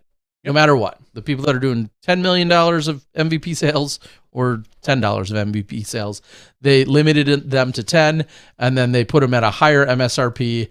It's like $40 or something, right? For the MSRP on the Simon Protos. So it was unique. It was certainly unique in how they did that. I can understand both sides. We've talked about this, countless times about. Here's the thing. At the end of the day, and I say this all the time, at the end of the day, as a guy who owns 10,000 discs or more, More probably now. Way more, actually. But at the end of the day, no, you'll live. Like, I get everybody. I just said I would like a couple of the discs, but if I don't get my hands on them, I'm going to live.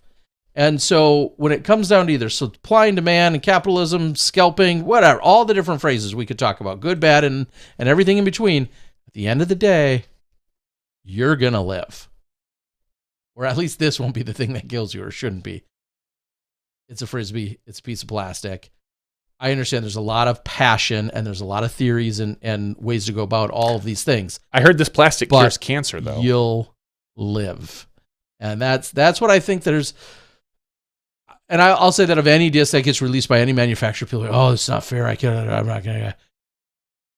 I get it. You may want the newest special blend, jawbreaker, such and such, blah, blah, blah, that you think will be ideal for you. You'll probably be able to get your hands on it at some point. But if you didn't get one of the first ones, you're still going to live. You'll be just fine. Somebody asked earlier, and they asked again here tonight, have you noticed the similarities between the Smashbox logo and the Simon Lines logo? Here's the funny thing. Somebody posted that. It might have been you, Pro Troll, on my personal, either the Smashbox or on my Disc Golf Guy account. Similar. I don't think it's that similar. I don't. You need an S. If you're going with Simon Line or Lines, one could argue. You see there's 3 the S lines and there. There's lines and even if it was very similar, and I saw like a stark, absolute like locked in similarity. Clearly, whoever previously worded it, they worded it as if somehow we copied them, which is obviously insane. I just assume Simon is such a big fan of ours. He went to MVP, said, listen, I know we can't take the Smashbox logo.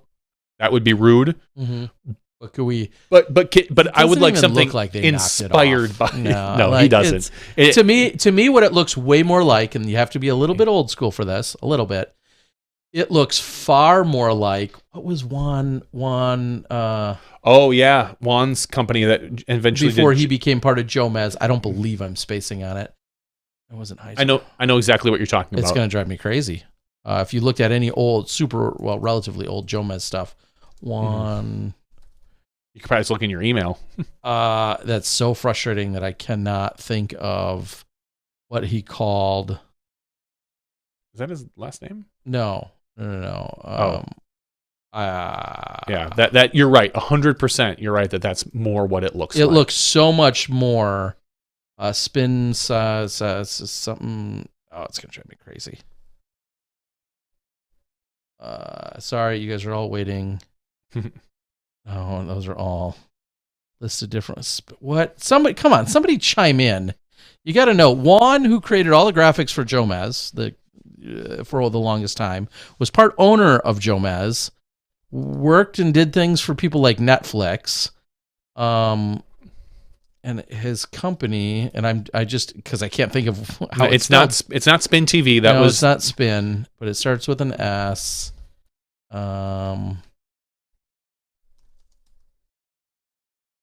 That's crazy. That's going to drive me so make me so frustrated though.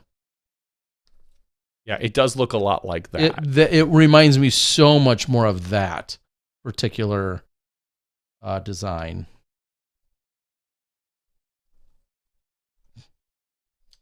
You're not going to find it. I'm not going to find it in the way in which I'm going about it. That's so frustrating. How's our board? How's our board not on top of this? I don't know, Terry. So now you're going to have to sit and listen to us search on our own. Well, we're not going to search. We're just...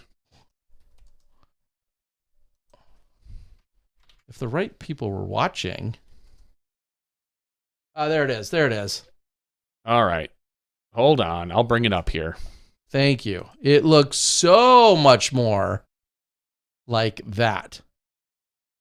Juan Garcia. Speak Media? No.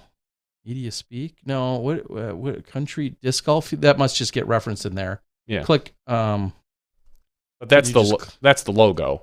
Yeah.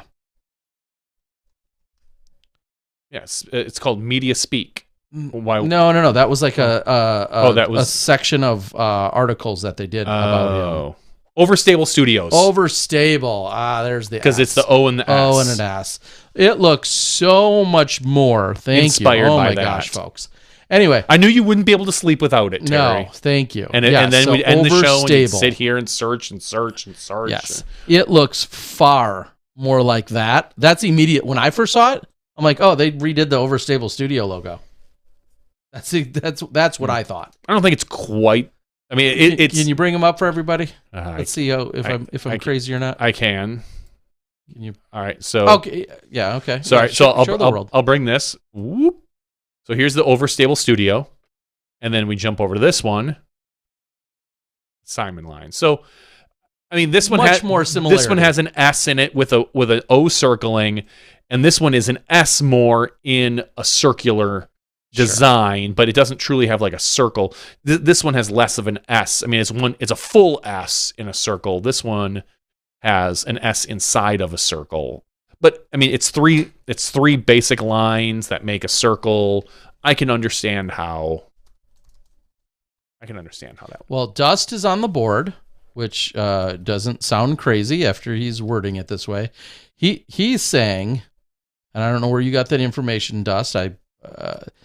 That it has maybe some more of a speed limit sign. Looks like a Germany no speed limit sign. Well, the Germany no speed limit sign looks kind of like this. I can now understand, obviously, especially because they kept it black. With circle and the lines. I could see where there's some of that influence, where I'm looking at this 60 mile per hour, or 60 probably kilometers per hour. I could see that as an inspiration. 100%.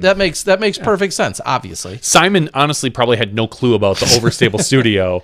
And no, he would. I'm sure I guarantee you that he never thought of that. Like, that he would looked at that and it probably never crossed his mind. It might not have, but it should have. Maybe. I mean, yes, he could have remembered that, but that Overstable Studio, that was so here and gone in like 2 years. It was like 2 years that one. Well, because he absolved. Yeah, because he went into part of Jomez, and then that kind of vanished. The Overstable Studio vanished. So it was. That's why. I mean, I don't blame I don't blame our web board for not knowing. I do. I expect more of them. You guys are the smartest disco fans in the world. I mean, They are. So it's true.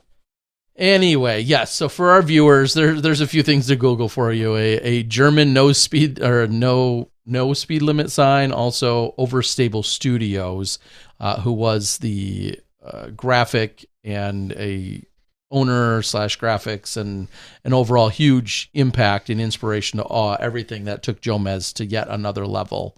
I wonder if Juan still does any disc golf stuff. If he does, I don't think it's just kind of it's outwardly known or facing. Just kind of took the money and ran on to the next project. I believe he's no longer part of any of the Jomez. No, he's not. Anyway, Doc says, I thought the Nick and Matt fans were the smartest disc golf fans. No. That's cute. We can. First of all, they're on Mondays. How smart is that? It's not. I mean, come on. Monday Night Football and other stuff. I don't know. Like, I like Nick and Matt, but I don't like their fans. Which is probably half of our people right here. Yeah, exactly. I mean, clearly their fans are not that bright. I'm just saying. Tim, who's a graphic designer, says Google monogram logos parallel lines. Monogram. Please tell me it's just a direct 100% rip off of somewhere. Parallel lines. Okay, so I mean, Paige Pierce is in there. It looks like just like the Paige Pierce one. Yeah. The letter P logo looks very similar to the Paige Pierce one. Almost 100%.